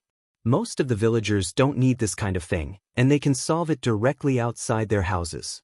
The same goes for the serfs. They can just discharge into the Redwater River, and the river will take away the filth." That was why he smelled a strong stench when he reached the shore today. Roland shook his head and dispelled the unpleasant memory. "That's why we need to change this bad habit." The bad habit? Carr didn't seem to understand. For the civilians who were used to defecating and urinating anywhere, they naturally wouldn't understand how beautiful a world where they could stroll around without stepping on landmines would be. Roland criticized in his heart. "Anyway, you can build it according to the sketch. I've roughly marked the dimensions, and the length I've determined is the same as before. The location will be near the wooden shed area. Build at least 4 of them, 2 by 2 next to each other. Except for the ditch in the middle, which will be built with bricks, the sheds, roofs, and partitions outside will be built with planks, which will save a lot of cement." "Your Highness, you want to gather them together?" Well, Carr paused. Obviously, he felt that talking about such filthy things in front of His Highness was an insult to the dignity of the royal family. "But what if they don't go in? I will issue an order for them to follow. You can go and organize people to carry it out." "In that case, I will obey your order." He nodded. "Your Highness Roland, I have one more thing to report to you." "Go ahead." After the Mason Guild was forced to disband, many people, like me, chose to leave King City. I want to write a few letters and recruit the members of the Mason Guild, whose whereabouts I know, to come to Border Town. They have their own strengths, such as the furnace you mentioned, which Lozia is very good at. Your Highness, I don't know. No problem at all, Roland immediately decided. Recruit all of them and reorganize the Mason Guild. The pay will be calculated according to the Mason Guild's salary. If they are experienced, it won't hurt to bring them into City Hall. Thank you for your generosity, Carr bowed to show his respect. After the Mason left, he began to write the serf management and disenfranchisement system. Border Town's population was about to reach a peak. If it continued to rely on food imports, once there was a natural disaster or the trade route was cut off, the town would be in a precarious situation. Therefore, in addition to industry, agriculture must also be developed quickly to achieve self-sufficiency in food production as soon as possible. The prince believed that as long as he set up a promotion path, these serfs would soon become active farmers. Coupled with Leaf's improved seeds, the farmland next to the Redwater River would become a sea of golden wheat ears in summer. The requirement to prioritize the construction of toilets was also prepared for the development of agriculture. After having people, land, and seeds, the last thing that needed to be supplemented was fertilizer. Of course, Roland knew that it was very troublesome to use human and animal manure. It needed to be regularly cleaned and manual composted, which was far less convenient than chemical fertilizers. But the chemical industry did not even have a clue, so he had to use this pure natural organic fertilizer. At least human and animal manure had stood the test of time. Until the 20th century, some villages could still see this traditional fertilization method. You're tuning in to the Passion Pages YouTube channel. We're so grateful for your support, and don't forget to subscribe to join us on this incredible journey through captivating stories. Your generosity through donations truly makes a world of difference, as it's the primary source of revenue that allows me to expand and enhance this channel for you. Thank you from the bottom of my heart for being a part of this adventure.